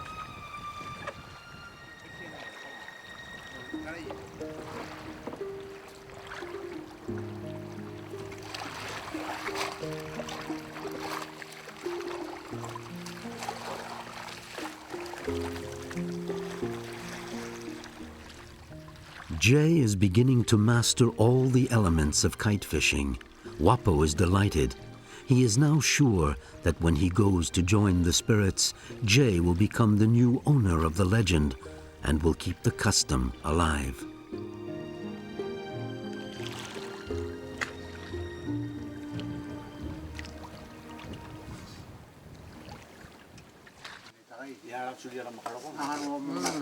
Bawa mana au kana ke hakara ke akau nana aruat nanya dari yang ni aram fana nak. Ada mentabakan kita pula men.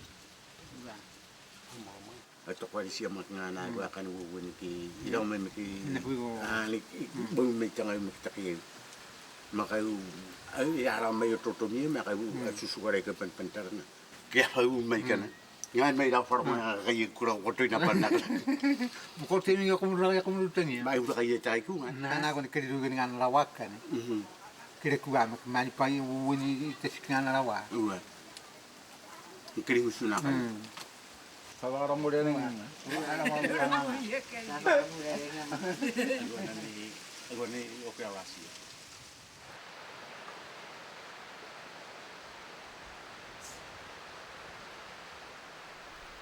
Today is the final step in Jay's initiation.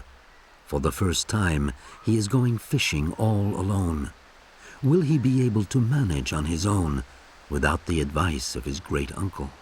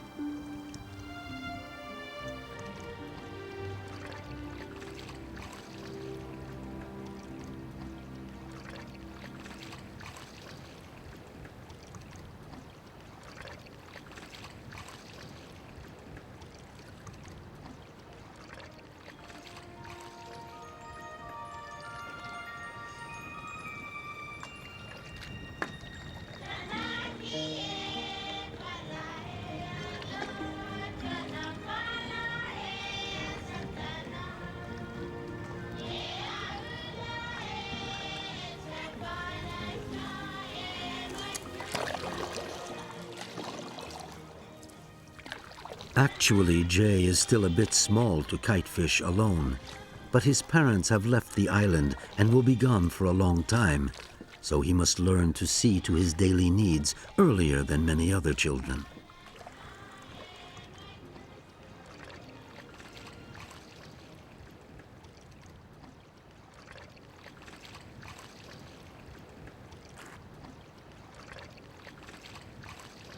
Even if he still has trouble with the wind, Jay is not discouraged. The young fisherman knows that the spirits of the sky and the earth are with him. Thanks to them, he will succeed in fishing like the birds.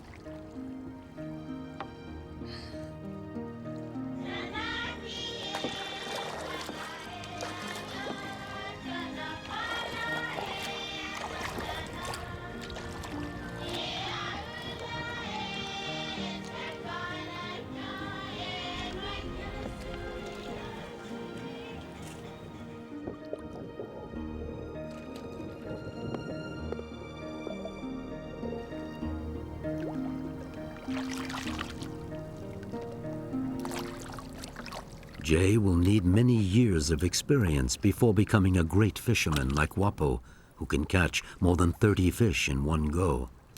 This first catch, however, shows, in spite of his young age, that he is truly a son of Fika Fika.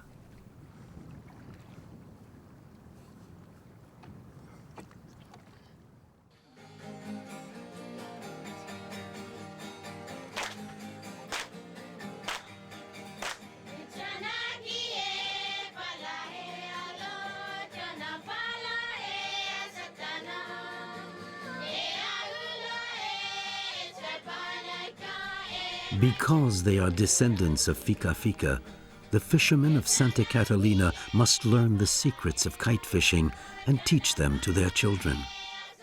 Thus, this ancient technique will never die, and the legend of Fika Fika will survive, because this story is their history.